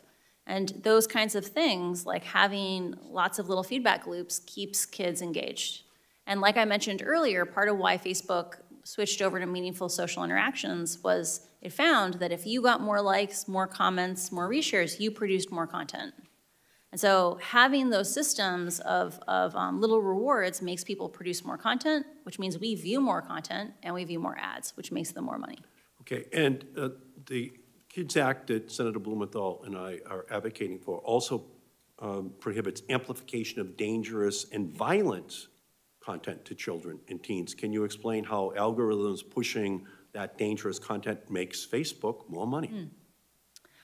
I don't think Facebook ever set out to intentionally promote divisive, extreme, polarizing content. I do think, though, that they are aware of the side effects of the choices they have made around amplification, and they know that algorithmic-based ranking, so engagement-based ranking, keeps you on their sites longer. You have longer sessions, you show up more often, and that makes them more money. So do you believe we have to ban all features that quantify popularity as a starting point in legislation? As I covered before, the internal research I've seen is that removing things like likes alone, if you don't remove things like comments, doesn't have a huge impact on social comparison. So I do believe we need to have a more integrated solution for these issues. Okay. Should we ban targeted advertisements to children? I strongly encourage banning targeted advertisements to children. And we need to have oversight in terms of, I think the algorithms will likely still learn the interests of kids and match ads to those kids, even if the advertiser can't articulate, I want to target on this interest. Right. How much money does Facebook make from targeting children? I don't know what fraction of their revenue comes from children. Okay, so ultimately children are not commodities. No. They've always been given, historically, special protections. That's what the Children's Television Act of 1990 is all about. They've always been given this special safety zone so that children can grow up without being preyed upon by marketers. When I was a boy, and the salesman would knock on the front door, my mother would just say, "Tell him I'm not home. That man is not getting into our living room." Well, I would say to my mother, "But you are home." "Not to him," she would say. Well, we need to give parents the ability just to say, no one's home for you and your company and your attempts to prey upon children, to get into our living room. That's our moment in history. We have to make sure that we respond to the challenge. Thank you, Mr. Chairman. Thank you, Senator Markey, and my thanks to Senator Markey for his leadership over many years on protecting children. As you've heard, he was a champion in the House of Representatives before coming here, but well before I was in the United States Senate, but around the time I was elected Attorney General. I've been very pleased and honored to work with him on legislation now going forward, and I join him in thanking you. I have just a few concluding questions, and I seem to be the last one left standing here, so the good news is I don't think we'll have others, but as you may know, you do know, my office created an Instagram user identified as a 13-year-old girl. She followed a few easily identifiable accounts on weight loss, dieting, eating disorders, and she was deluged, literally, within a day of content pushed to her by algorithms that, in effect, promoted self-injury and eating disorders. Are you surprised by that fact? I'm not surprised by that fact. Facebook has internal research where they have done even more gentle versions of that experiment, where they have started from things like interest in healthy recipes, so not even extreme dieting. And because of the nature of engagement-based ranking and amplification of interests, that imaginary user was pushed, or that real account was pushed towards extreme dieting and pro-anorexia content very rapidly. And that's the algorithm. That's the algorithm. That algorithm could be changed. The algorithm definitely could be changed. I have firsthand experience from having worked at Pinterest. Pinterest used to be an application that was heavily based just on you follow certain people's pins, and those are put into your feed. And over time, it grew to be much, much more heavily based on recommendations. that the algorithm would figure out what are you interested in. You can have wonderful experiences that are based on human interactions. So these are human scale technologies, not computers choosing what we focus on. So the average parent listening here, worried about their daughter or son being deluged with these kinds of content, would want that kind of algorithm changed, I would think, and would welcome the oversight that you're recommending. I believe parents deserve more options and more choices, and today they don't know even what they could be asking for. I just received by text, literally about 15 minutes ago, a message from someone in Connecticut, and I'm going to read it to you. It's from a dad. I'm in tears right now watching your interaction with Frances Haugen. My 15-year-old daughter loved her body at 14, was on Instagram constantly, and maybe posting too much. Suddenly she started hating her body dysmorphia, now anorexia, and was in deep, deep trouble before we found treatment. I fear she'll never be the same. I'm brokenhearted. I think people tend to lose sight of the real world impact here. And I think that's the reason that you're here. I'd just like to invite you, if you have any words to those other employees at big tech, the workers who may be troubled by the misconduct or unethical conduct that they see, what you would tell them. We live in a pattern that we have seen throughout time with regard to technologies is that humans are very crafty people. Like we find interesting solutions, but we often get out over our skis, right? We develop things that are of a larger scale than we really know how to handle. And what we have done in the past is when we see this happen, we take a step back and we find institutions and we find frameworks for doing these things in a safe way. We live in a moment where whistleblowers are very important because these technological systems are walled off.